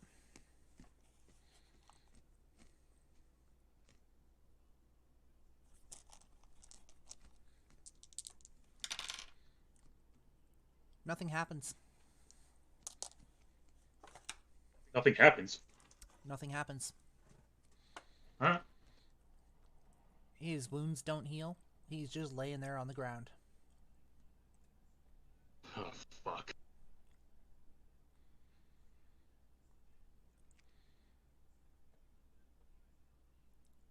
The entire area is completely silent. People just kind of looking on. The announcer steps into the ring. All right, folks, that's it for tonight. Y'all can go on home. We'll take care of this. We'll clean up the mess. Come back tomorrow night for another round of jousting, I suppose. We're going to go have a talk with our champion for tonight. But we'll see you all tomorrow. And one by one, people start to file out. Unsure of what they've just seen. And the human walks up to you. The fuck was that? Is he alive? I don't know. What the fuck is wrong with you?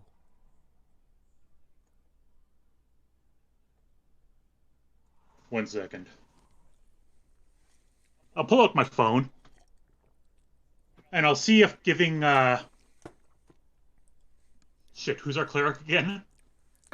Hi! What's the character's name? Yuki. You've only been traveling with them for 2 fucking years! God damn! Well... Well?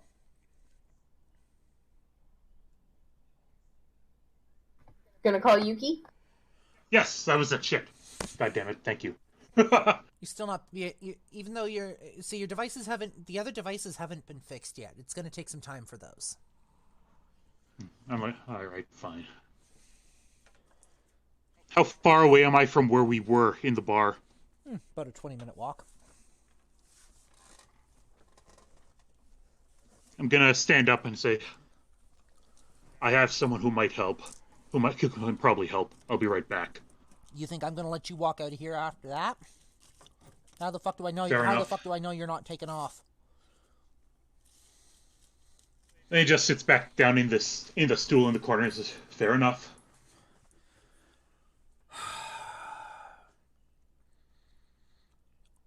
What the hell is wrong with you?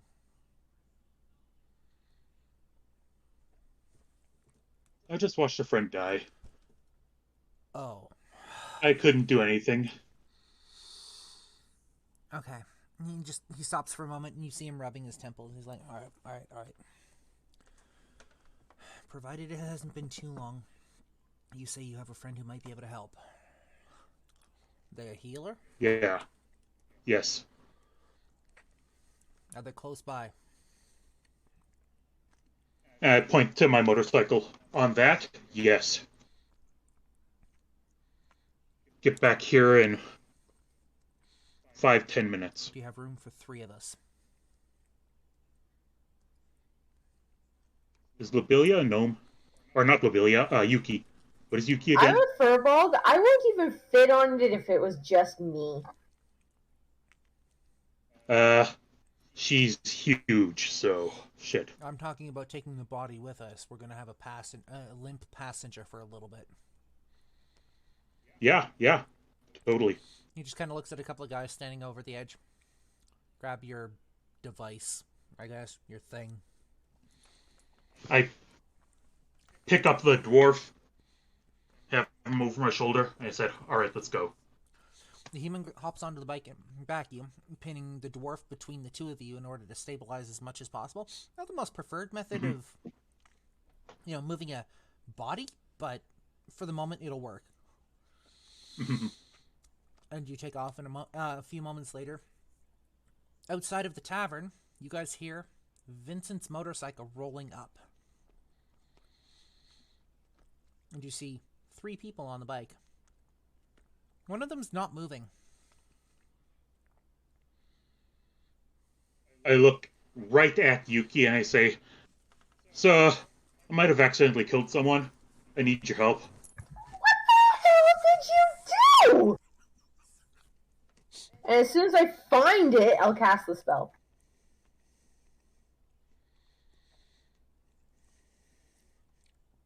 You know what? I'm just gonna gently touch my staff to the body and then cast Resurrection. Cool.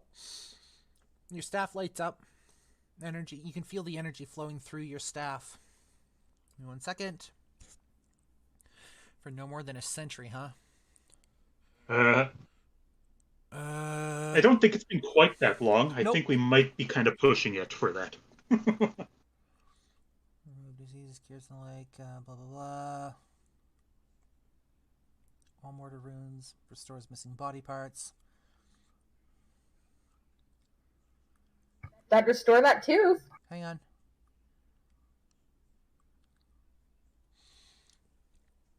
Nothing really happens that you can see with the body. It's going to take this guy a while to mend himself. But after a moment, you do see kind of his stomach moving, his chest moving up and down as he breathes. So you know that the spell has worked. The human looks over at you and he's like, "Don't ever set foot in my ring again." Keep whatever winnings might have happened given to him. We'll forget this happened. Just don't ever set foot in my ring again. Got it. And he actually picks up the dwarf. Doesn't look like he should be able to, but he picks up the dwarf and walks off into the darkness.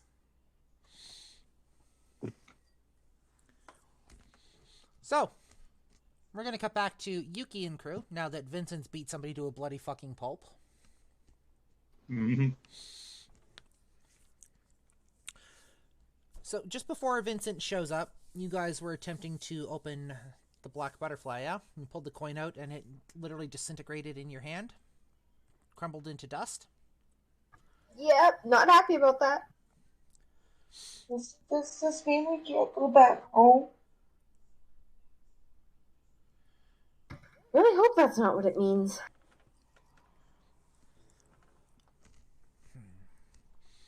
What are we gonna do? Didn't we each have a coin? No, we only You guys were only given 1 coin. Wait, didn't Vincent have it? I kept it. Oh, okay. So, you have this 1 coin that has basically the Blackguard and the Cult of the Old Gods insignia on it, surrounded by the black butterfly, and a non-existent coin now that is crumbled into dust. What are you attempting to do? I'm going to attempt to use the coin that What's-Her-Bitch ended up dropping and see if that will work. What's her bitch? I love it. So, describe, so paint the scene for us. What do you, tell us what you're doing. Like, words here. I don't remember how the coins work. Isn't it just like I go up to a door and I hold the coin to it and it should summon the cafe? Yes. So I'm gonna walk up to the closest building that's got all the lights out, seems like nobody's home, maybe a shop or something. Mm-hmm. And I will hold the coin up to the door and hope it doesn't crumble in my hand. You hold the coin up to the door. And unlike your original coin where the light filtered in from the cracks of the door, this time it's black, almost like a darkness. The door grows kind of warm, and then it rattles a little bit. And then it stops. Well, that's seriously concerning. I don't like that. I don't either. Should we open it? See what's going on? I get up from being on my knees holding the sword and trying to process everything that happened, and still looking down, going towards the door, and I kick it down. Roll me a strength check.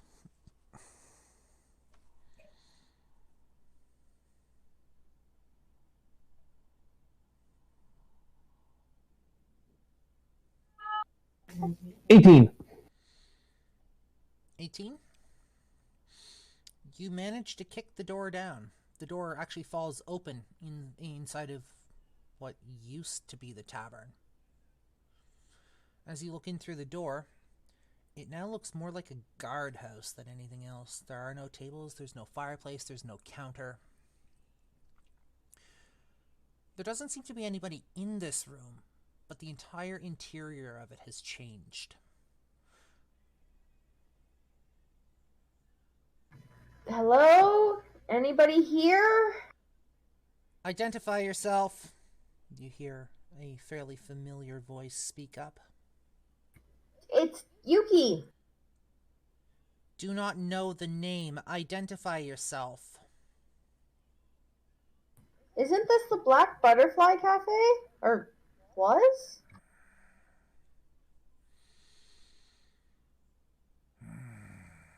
This is not a cafe, but it is the Black Butterfly. We were given coins, and Hold one the of them coin out. disintegrated, and then we got another one, Hold and... the coin out. Okay, I'll hold the coin out. Where did you get Kameko's coin from? She attacked us. She dropped it. Our original coin disintegrated in our hands. You're that thorn in our side. Oh, not Kamiko. Not her. Kameko would not attack you without good reason.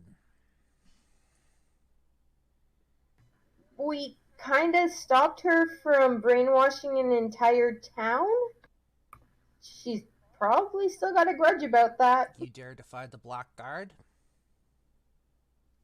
Wait, Black Guard? You dare defy the Black Guard? I'm gonna play dumb and just go, who's the Black Guard? You are out of time, you are out of luck, and you are out of patience.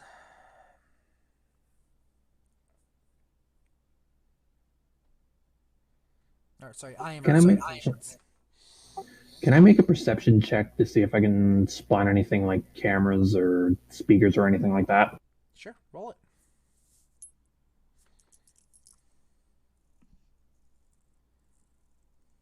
Hang on, fell out of the thing. Dice are jumping ship.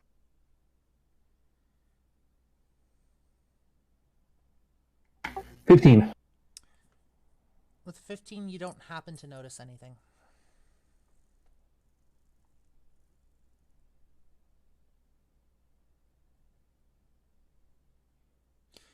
If you do not wish to meet an untimely death, I suggest you leave the coin inside the doorway and shut the door, and hope that you never cross paths with this place again. Can I ask one quick question first? 2? There's no answer.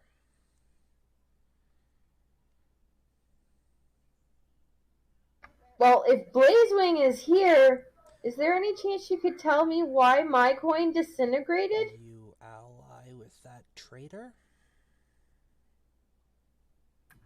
Traitor? What? Never mind. Leave your coin inside the door and leave. This is your last warning. Fine.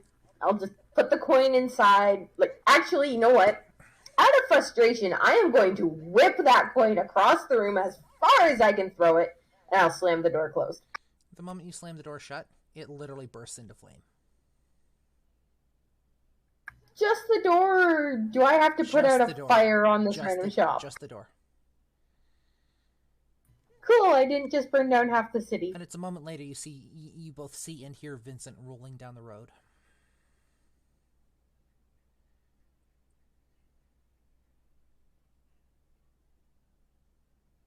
This is some bullshit, guys.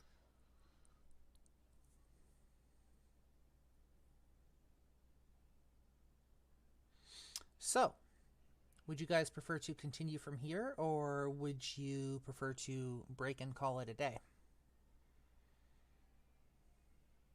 It's still early. Okay, just Not even 4:30 yet. Just asking. So Vincent comes down the street. Yuki heals this dead corpse. Vincent is basically told not to show up again in the fighting ring.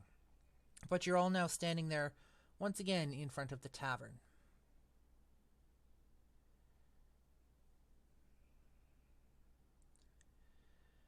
So, we might be stuck, you guys. It's rather quiet throughout the streets as the night grows on. People are rather somber. Even the tavern doesn't seem to have a lot of noise coming from it.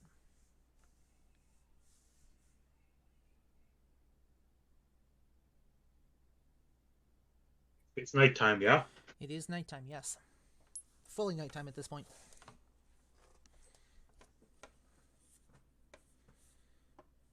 Well, Vincent is gonna take his motorcycle back in, order himself a drink at the bar, and then go upstairs and drink himself to sleep. Okay. Yeah, that should be doable. Anybody else? I'm gonna go to bed, skipping the bar. Skipping the bar? Anybody else?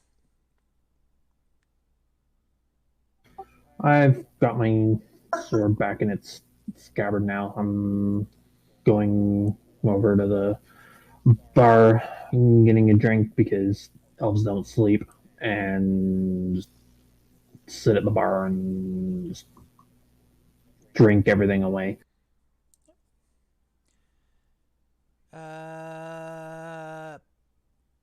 Nico. Yeah, he's going to bed after, doing some meditation. And, Hig. I know you took off a bit ago. I've been here. No, like, your character took off back home a bit ago. Yeah. Okay. Is there anything you wanted to do before we wrap up the night?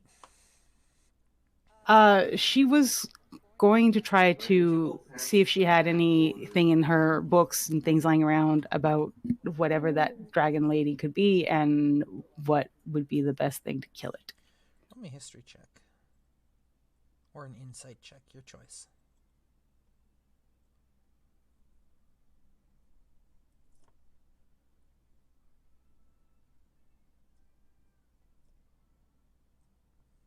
That would be a 12 for insight. You're not quite sure. It's been a while since any sort of excitement has come your way. It's mostly been humdrum for the last 10 years, and as such, you're not on the up and up with, the most current knowledge. And considering these folks are almost a century ahead of where you left, you've no idea.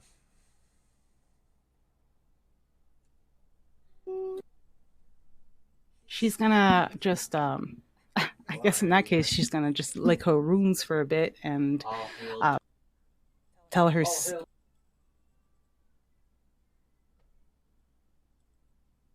And, sorry. She's gonna just have to look for the strange people in the morning and grill them for information instead. Okay. So, folks, we are going to take a 10-minute break here. We will be back at, you know what, fuck it, we'll make it 20 to the hour. So for me right now it is 2:27, so we're looking 2:40 my time. So we will see you then. Hope you guys are enjoying this somewhat. Yeah. We'll see you soon. So, You don't roleplay here. What are you talking about? I'll roleplay. Because this isn't a role-playing game or anything. I'll roleplay you right into next week, motherfucker. But we meet 2 weeks from now. role playing in my game of Dungeons and Dragons? How dare you even suggest that?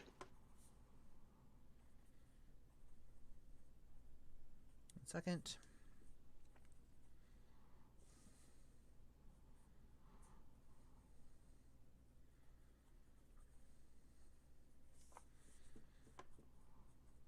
Cool. All right. So you guys are left standing there with all of this information. Go to bed. Night continues on. And eventually the sun rises. You guys get up in the morning, and it's a rather somber and quiet morning. You can hear people muttering outside, out of the window, for those of you in the tavern. Outside your window and whatnot, and the occasional hammers. They start to fix things. But we're going to cut over to Hig for a moment. What is Hig doing? First thing. Well, hopefully she's had a long rest. Yeah, you can all hit the long rest on your sheet, by the way.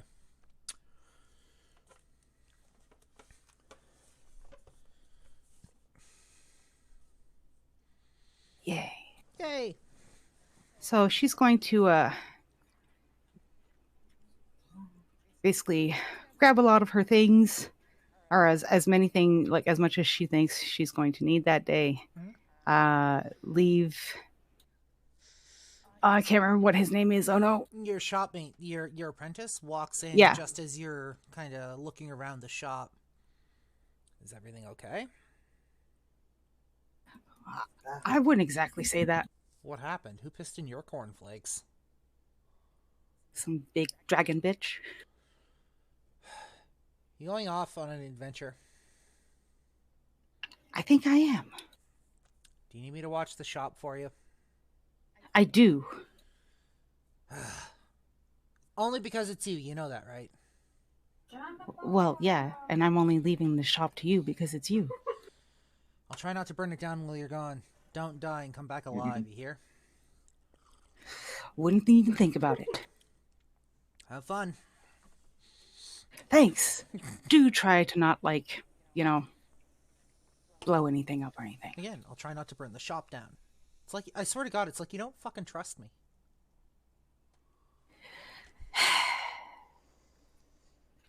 You can do this. I can do this. Everything will be fine. I've been working. I'm going to go kill a dragon bitch. I've been working with you for 3 years now.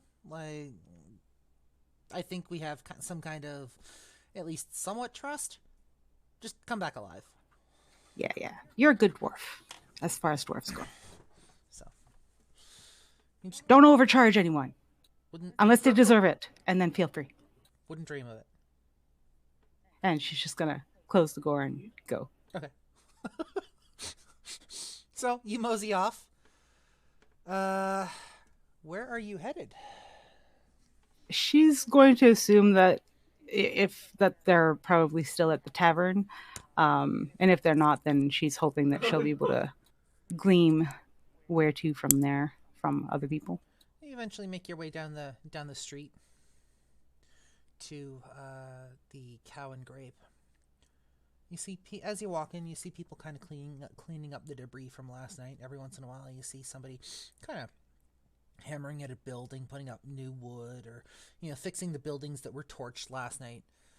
And you walk into the Cow and Grape, and it doesn't look like there's anybody here yet. The only person here right now is the tavern keeper. In that case, she's just gonna go up to the tavern keeper and 1 cream. No, wait, 2. You know what? 3. Rough night? Just give me the bottle. Rough night? Yes, now give me.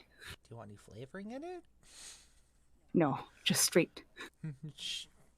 Yeah, the tavern keeper nods. Passes the bottle and put it on your tab. Actually, I have to settle that tab. I might be going on a trip. Oh, you're paying up. Man, it's a glorious day around here. I'm going to be rolling in the cash. Don't tell anybody. They might get ideas. He chuckles.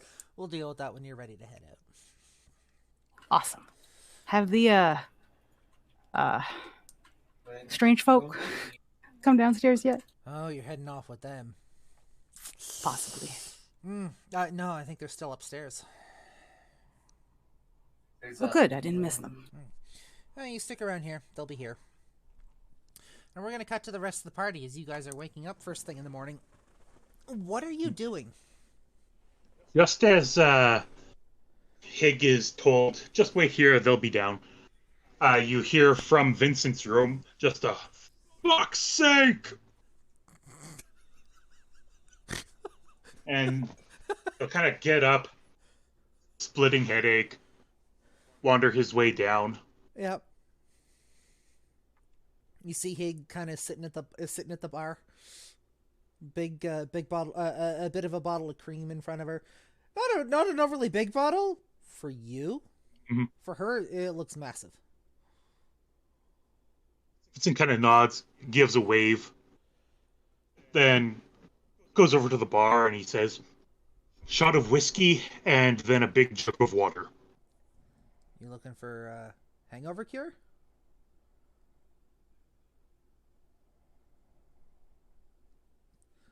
You looking? Yeah. Yeah. Well, I mean, it's either that or coffee. Your choice.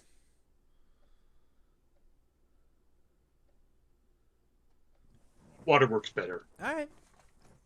The tavern keep kind of putters around behind the counter for a moment before producing your whiskey and your water.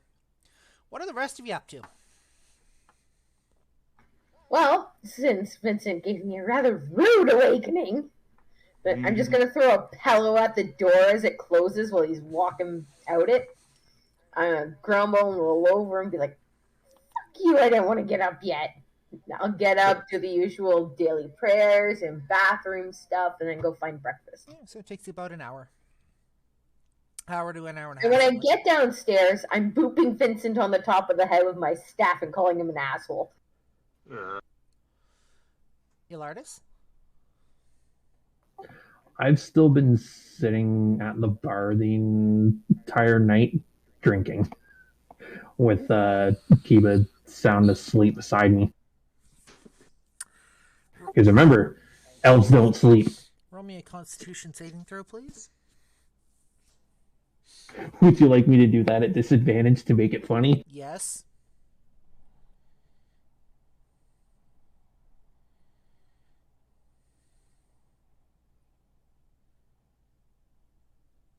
I'm usually lenient with the checks with the booze, but if you abuse it, I will make you fucking roll for it. 6. Like, even the lowest number was a 6. Yeah, no, dude, you're sloshed. You're gone. You don't even notice the fucking brownie walk in. Does he look like he's gonna fall off his chair or anything like that? Yes. So Hig notices that? You'll have to roll me a perception check for that.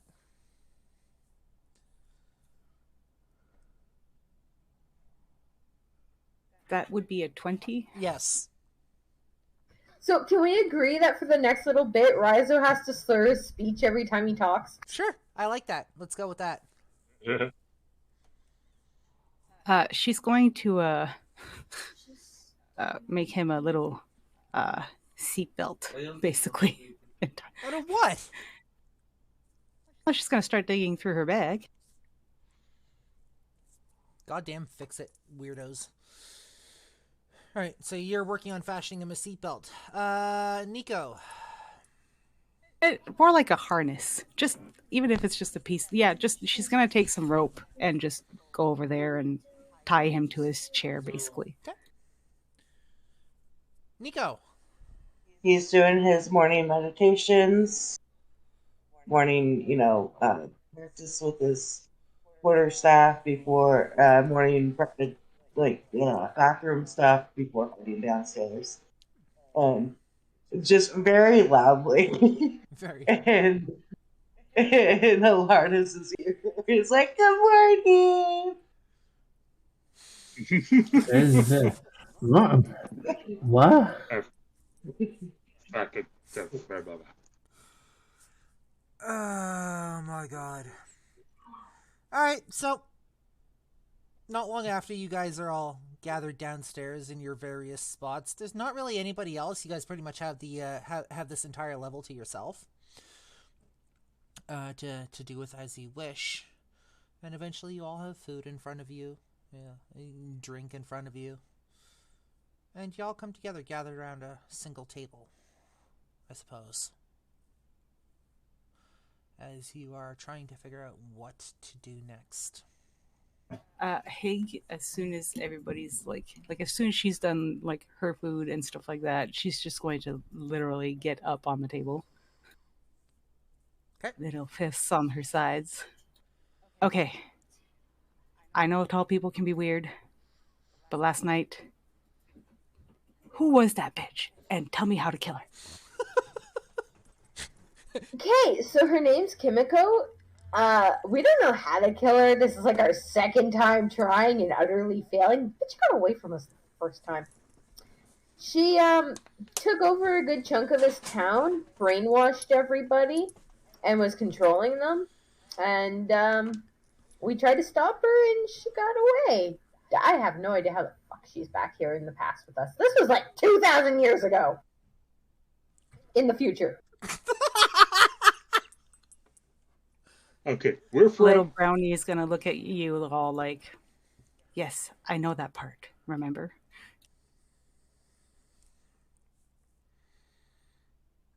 Possibly Vincent's alternate timeline. Vincent's gonna eat his food. Every once in a while, he'll slip some meat down to Gabby. Gabby will gladly take the food. Well, and so after a little bit, Hig is going to be, well, do you at least know what she is? Dragonborn, I'm pretty Dragonborn sure. bitch. All right. That gives me something. It's something. Research. I have to find books. Where are books? She's just going to start pacing around the table, muttering to herself. And she's just going to be doing that for a bit. Okay. And listing all the things that she needs. Okay. Alardis is just gonna slam his stein down on the table and just be like, "She's this is target practice," and he's gonna like point a finger that's like moving around. He can't even like point directly at the person behind the counter. He's just like, "You, one of you over there, steak." Here, now, two, now, and like slam his face into the table. So Vincent is gonna look at the bar. Vincent, you should be able to translate this like perfectly. That's about your type of language, isn't it? Vincent looks at him and says he wants 2 steaks, one for him, one for the dog. And as he's saying this, Vincent, with the bartender's attention, is going to point at Ilardis' mug and then make a cutting gesture at his neck. You want me to cut his neck? What? He's like, no more booze for this guy. Oh, gotcha. Yeah, I was wondering how much more he was going to have. He's almost cleaned out one of my kegs. Well, good thing I tied him to the chair then. 2 steaks? Jesus Christ, elf boy. 2 steaks? I'm on it. He turns around, kind of makes himself busy with the food. Oh, 1 raw. 1 raw. 1 for the dog. Oh, yeah, we can do that. That shouldn't be a problem. So, go ahead. This might depend on what you're about to say, so I will wait. No, go ahead. I was going to say, as somebody who's lived in this town for a while now, would I know if there's like a library where Hig could do or read a little bit of research before they do? There's not really things? a library. There's more an archive, I guess, of information. You're not sure if it would hold any information on kind of what the party's facing off against. Would she know anybody in town that would have knowledge on something like a dragonborn? Because she knows nothing, I'm assuming. I mean, there's plenty of people that would have knowledge on Dragonborn, but they probably wouldn't have knowledge on this specific one. Okay. Especially not if this specific Dragonborn is, well, as these guys are saying, from their time. Right. That does kind of throw everything in. Alright, so she's gonna throw her little hands up. She's like, well, I got nothing. What do we do now? I still wanted to kill her. We have to kill her. Oh, we do. That's the smartest thing you've said all morning. You shut up! And the bartender just kind of slams a couple of steaks on the counter in front of you. One of them raw and one of them decently cooked. Eat.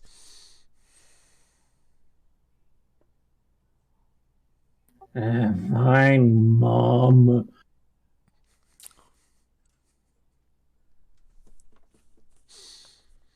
And for the rest of you?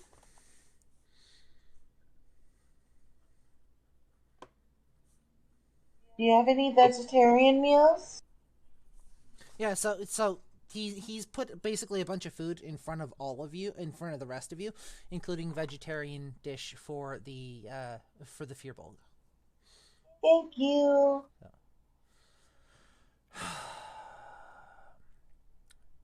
As he serves you all, the tavern keep looks up at you and says, "So what was that all about last night?" We don't even know. Friend of yours? Oh God, no, the bitch needs to die. Well, if I was you, I'd start up in that mountain. Been some weird shit happening around there lately. Yeah, people have been saying that. People have been going missing, and Yep. there's been some weird things going on in the mountains. Yeah. Like, for a few months now. That's true. the mountains were getting colder. Like, winter was getting a lot colder than it normally would up there. For the last Hig few months, nods things in have been agreement. weird, but for the last couple of years, winter's been getting colder and colder, almost like something's coming, but we don't know what.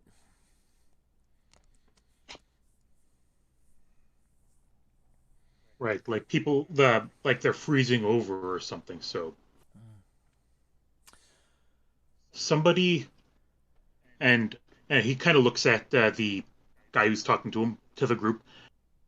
Somebody mentioned the name Paradox.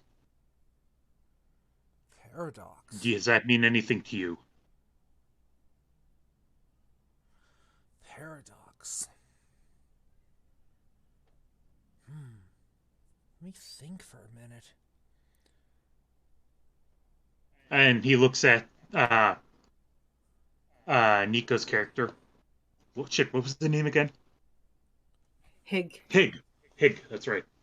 Not like you'll remember it in 2 weeks anyways. And says, does the name Paradox mean anything to you? I don't know, does it? Roll me a history check or an insight check?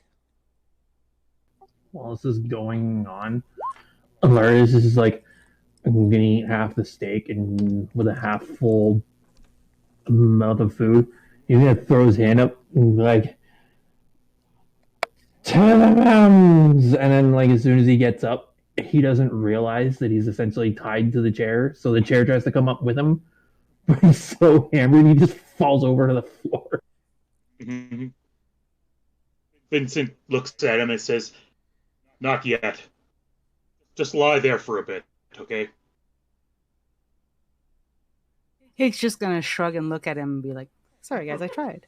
Isn't this normally the barbarian's job? So, Hig, what did you roll? 21. 21.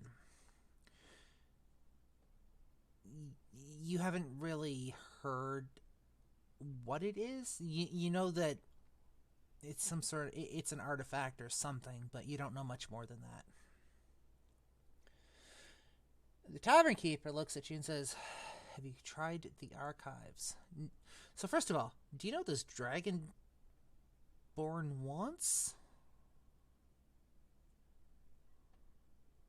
We ran into her once before. She was mind controlling or mind manipulating or something an entire town somehow. But do you know what she wants? We tried. She might be trying to do that again here. I don't know. Maybe she's gathering people, followers, or something in the mountains. If they're connected anyway. And I've heard people say something about something called Paradox in the Mountains unleashing its magic. And if she's heard of that and she's been here for a while herself, that sounds like the kind of thing she might want to get her hands on. Sounds like you should find out what she wants first. Find out what if they're related, for all I know, they could be completely different things. Find out what she wants. Might give you a way to stop her. But if you're looking for information on this paradox thing, I don't really know too much about it. But our archives are, pretty. Our record keepers and archivists are pretty meticulous about their work. They're always in search of new information, new stories. They might have something. But all right. I can't guarantee it. Well, it's better than nothing. Let's go.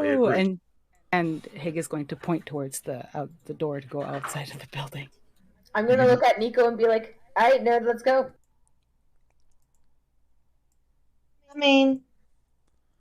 Vin's going to grab Ilardis, still tied to his chair, sling him over his shoulder, and says, "Let's go." Chernal. About time. Also, just in case I rolled a 13 for a Constitution check to see if I soar up a little. It's going to be a while, dude, if you've been drinking all night. And Vincent looks to Gabby. And he's like, "Are you coming?" Gabby just kind of looks up at you. Doesn't really understand. Just kind of wags her tail. Mm-hmm. Sort of. Looks fairly sad, but... Bork, bork. He's going to reach down. He's going to pet Gabby. And whether or not she follows, he's going to check to see if she follows the group or not. If she does, he'll keep an eye on her. Yeah, she does. Mm-hmm. I mean, you guys are the only thing she really knows. Yep. So. Did Vincent just get himself a dog? I don't know. Although I do have to say, you know what? I love the idea of Vincent trotting around with this little fucking dog following after him. You know what? I could get like a pouch dedicated to keeping Gabby in there on the motorcycle. I could make you one. Yes. I could make you a side cart for her. I need to learn animal handling. Hey, look at that. Vincent's life goals. Mm-hmm. Right. So, according to where the tavern keeper tells you to go, it's kind of outside of town-ish. It's on the outskirts of town, more towards the mountains. They've dedicated a plot of land almost to this archive. Well, Hig will know where it is, right? Yeah, but I'm more describing it. It's kind of a long path up to the building.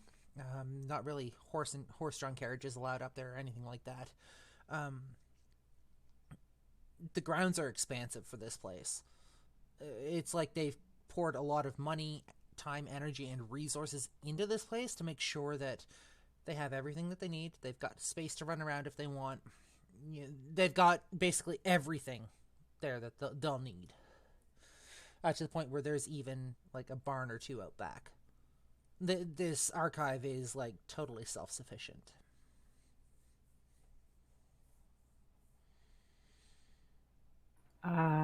Given character history, Haid would probably have spent a lot of time there, probably enough to know almost everyone there. Yep. Give me one quick Just sec. a side note. Yep. Give me one quick sec. I put Gabby in my inventory. Gabby in your inventory. Nice. Fuck. Love it.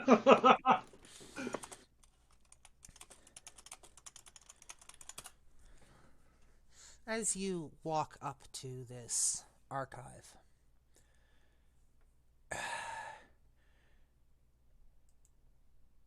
it's almost like an old Scottish castle. Or some sort of castle. And there are all manner of creatures wandering around wandering around on the grounds. Creatures that you've seen before, like genasi, dragonborn, and elves. There's even a centaur or two walking around. Humans, dwarves, all just kind of doing their own thing.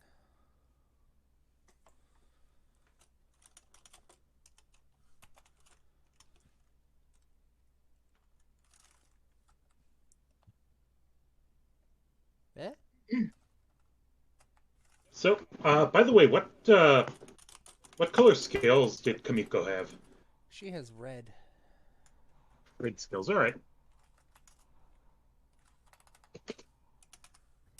So can we just like walk in and ask for books? Yeah, the guards don't Is really there a seem to be front giving you much trouble. They just kind of grunt a warning. Don't cause any trouble. We'll be in the stacks. Respect the property. Do I look like trouble? Yes.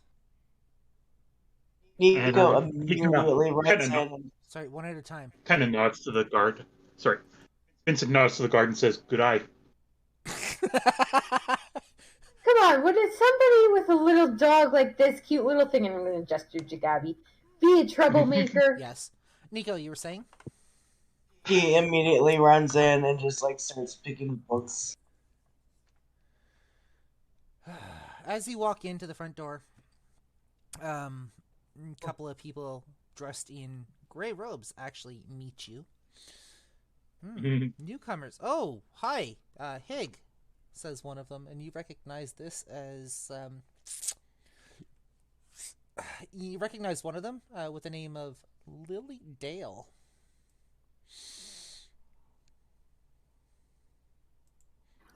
Hi there, Lily. I brought some people. We need to do some research. We see that. What are you looking for today? What are you looking to fix today? You always seem to be, grabbing whatever information you can. Today it's Dragonborn.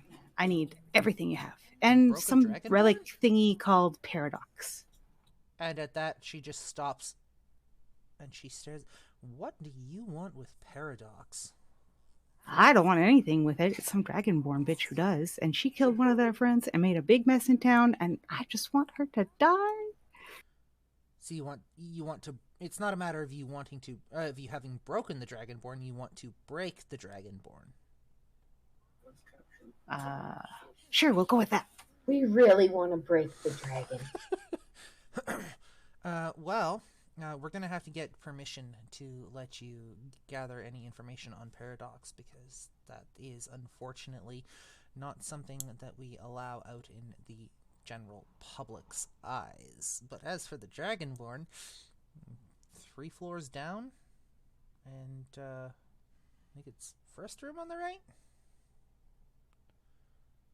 Yeah, first room on the right should be everything that you need on Dragonborn. We have an entire, room dedicated to information. Awesome. You're the best. It's probably going to take me a couple of days to gather the information. Just a head that you need to gather permission on Paradox, by the way. Just a heads up. Is there a way That's to on- speed that up? Sorry. She kind of turns to Vincent. Sorry, what? Is there a way we could speed that up? That we don't know. It all depends on what our elders say. You have to understand that knowledge is a powerful thing, and that in the wrong hands, certain knowledge can be extremely dangerous. So, quick question then. Has anyone else recently, within a few months, also asked about it? I mean, not Specifically, not a dragonborn woman? not that I'm aware of, but I can check with my colleagues. Or anybody going under the name Kamiko? Not that I'm aware of, but I can check with my colleagues. I just That would be Hey, while you're appreciated. checking, do you happen to know if you have information on something called the God Killer or the Arcanamech Arm? Hmm. These are all artifacts, I think. And all of them require special permissions in which to research. What are you attempting to do? Would you believe we're on a quest for somebody looking for these? What are you attempting to do? Not destroy the world! Because that's not suspicious. And she looks over at Hig. Why do you bring me weirdos like this?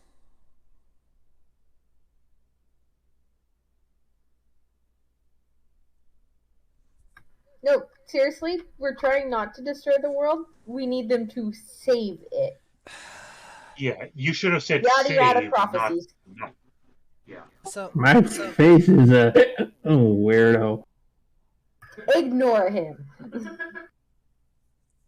She looks slightly exasperated, and she looks over at Hig.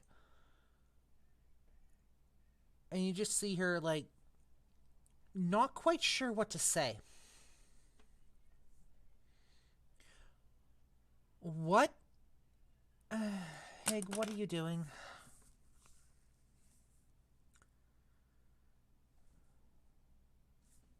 Hig?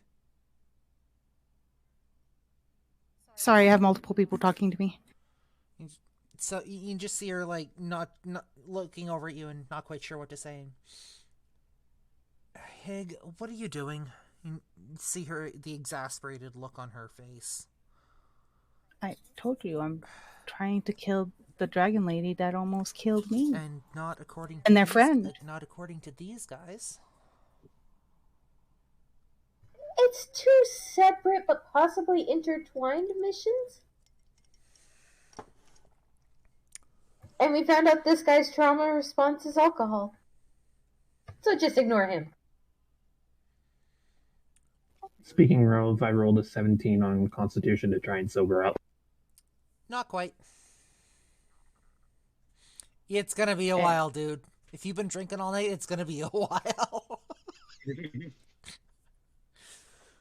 Hig is just gonna like pout and actually like move her bangs out of her face. So you see those big old sparkling blue or green eyes. Come on, Nilly. You can see her. You know I'm good for it. You can. We don't want to cause trouble. We want to fix trouble. Come on, fix trouble with me. You can see her just kind of contemplating something. You are going to roll me a persuasion check, please.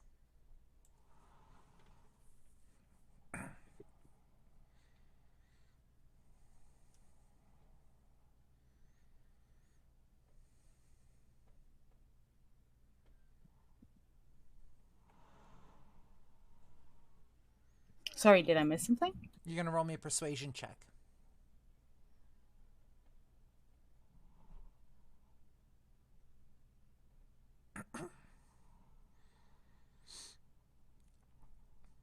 That would be a 20.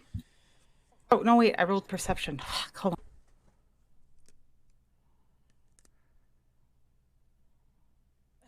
That would be a 3. Never mind. You're going to roll me a persuasion check, please. Yeah, it was a 3. Yep, you're going to roll me a persuasion check, please. I see. The DM is giving you a do-over. Fuck. It is. So you It's a 4. so you rolled a 20, huh? So you rolled a 20, huh? Look at that. What did you roll? 4. Cool. So you rolled a 20. We'll take that 20. I love that you rolled a 20. Thank you. You're welcome. Fuck. Your friend, the archivist, just kind of looks at you.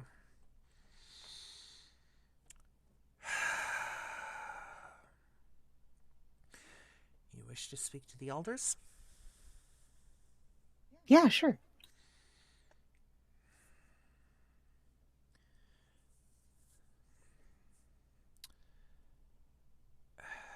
You know it's going to take a lot of convincing on your part to get what you need, right?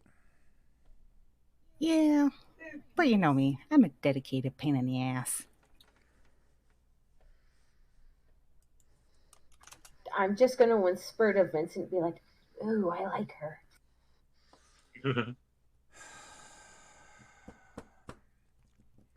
She looks over at her compatriot, over at her colleague, and then back. Against my better judgment, I will give you access to the information that you need. And there will be this ear screeching, squeak! And she's gonna, like, launch herself and hug Lily's leg.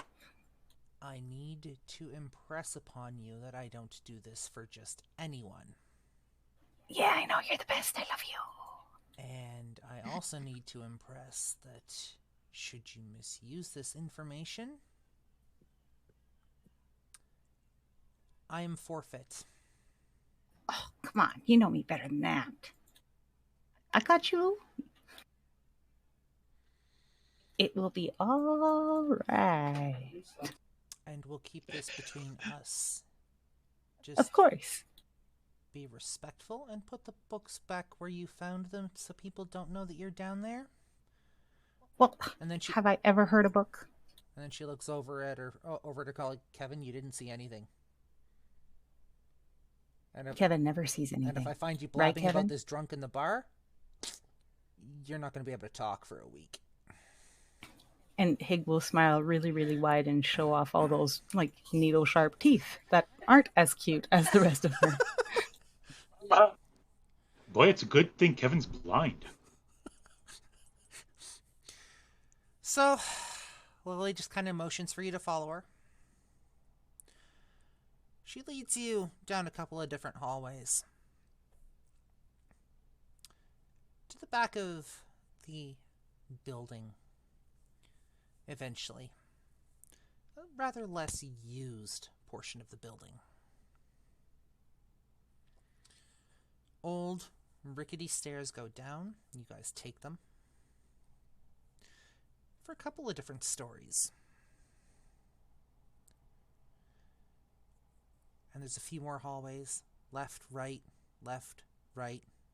Some of them seem to loop in on themselves. You're not sure how the hallways work here, but you do know that it would be easy to get lost if you don't know where you're going.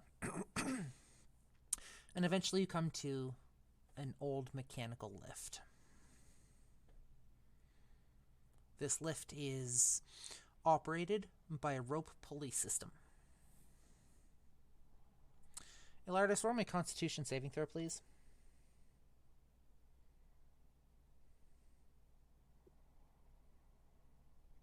Natural 20.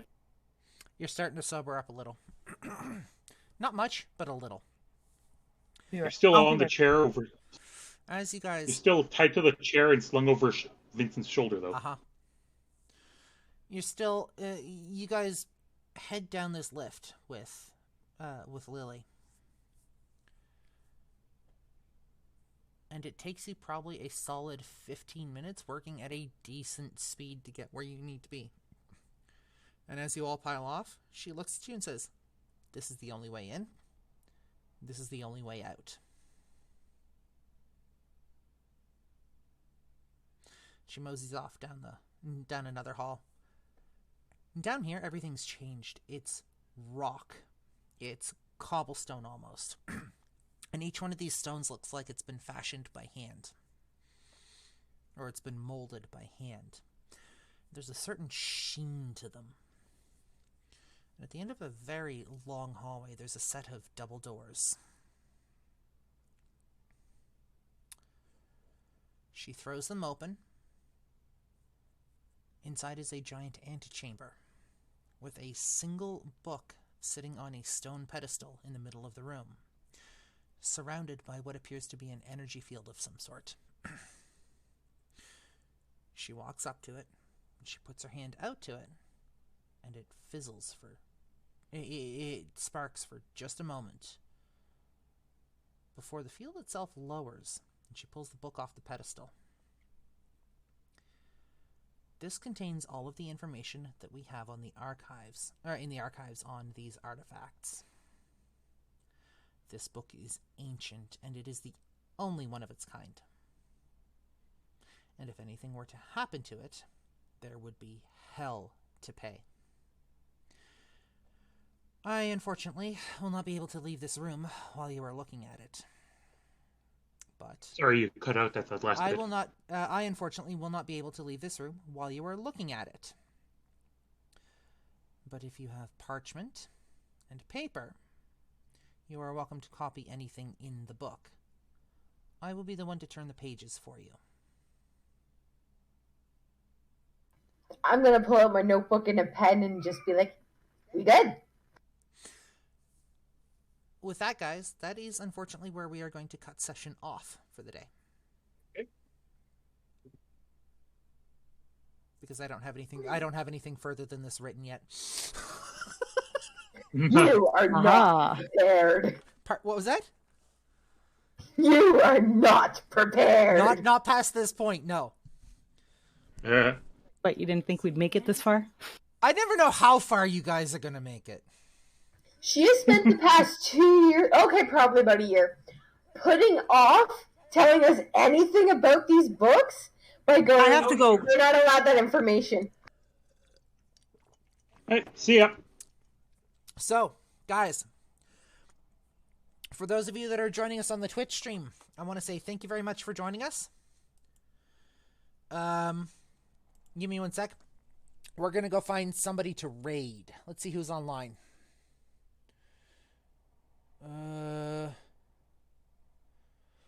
I'm almost thinking we should go raid D-Bomb. What is D-Bomb playing? Absolutely, Reading Derg. Thank you for joining. Give me 1 second. We're going to go see about possibly raiding D-Bomb. He is playing Final Fantasy IV, The After Years. I think we should go watch some Final Fantasy, because Final Fantasy kind of raised me. So give me 1 second. So just a heads up, his camera's not that great. His audio connection can be kind of iffy sometimes, but D-Bomb is a good guy. He's also one of our community members. So we're going to go spread some love. We're going to go say hi. I do recommend giving him a follow.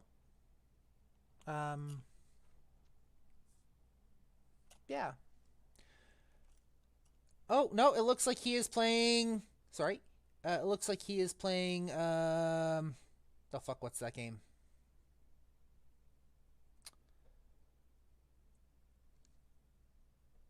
It's that farming game. Fuck. Farming Simulator? No. We used to play it on Community Day. Stardew? Stardew Valley. That's the one. Looks like he's playing Stardew Valley. You guys should, like, totally spam his chat with, change your stream name! Anyways, we're going to go raid D-Bomb, and then I'm going to sit here and chat with my players for a bit, because we have to do our post-stream check-in. So, thank you very much for joining us, guys. As always, I love your faces. I'll see you on Wednesday for the Idiot Book Nook, where we're going through Hatoful Boyfriend, or at least we're going to be attempting to. And we should have a podcast episode coming out tomorrow, hopefully. Sorry I didn't get around to it last week. Last week was a shit week for some of us, so we basically blew off last week. As always, yeah, thank you. See you guys soon.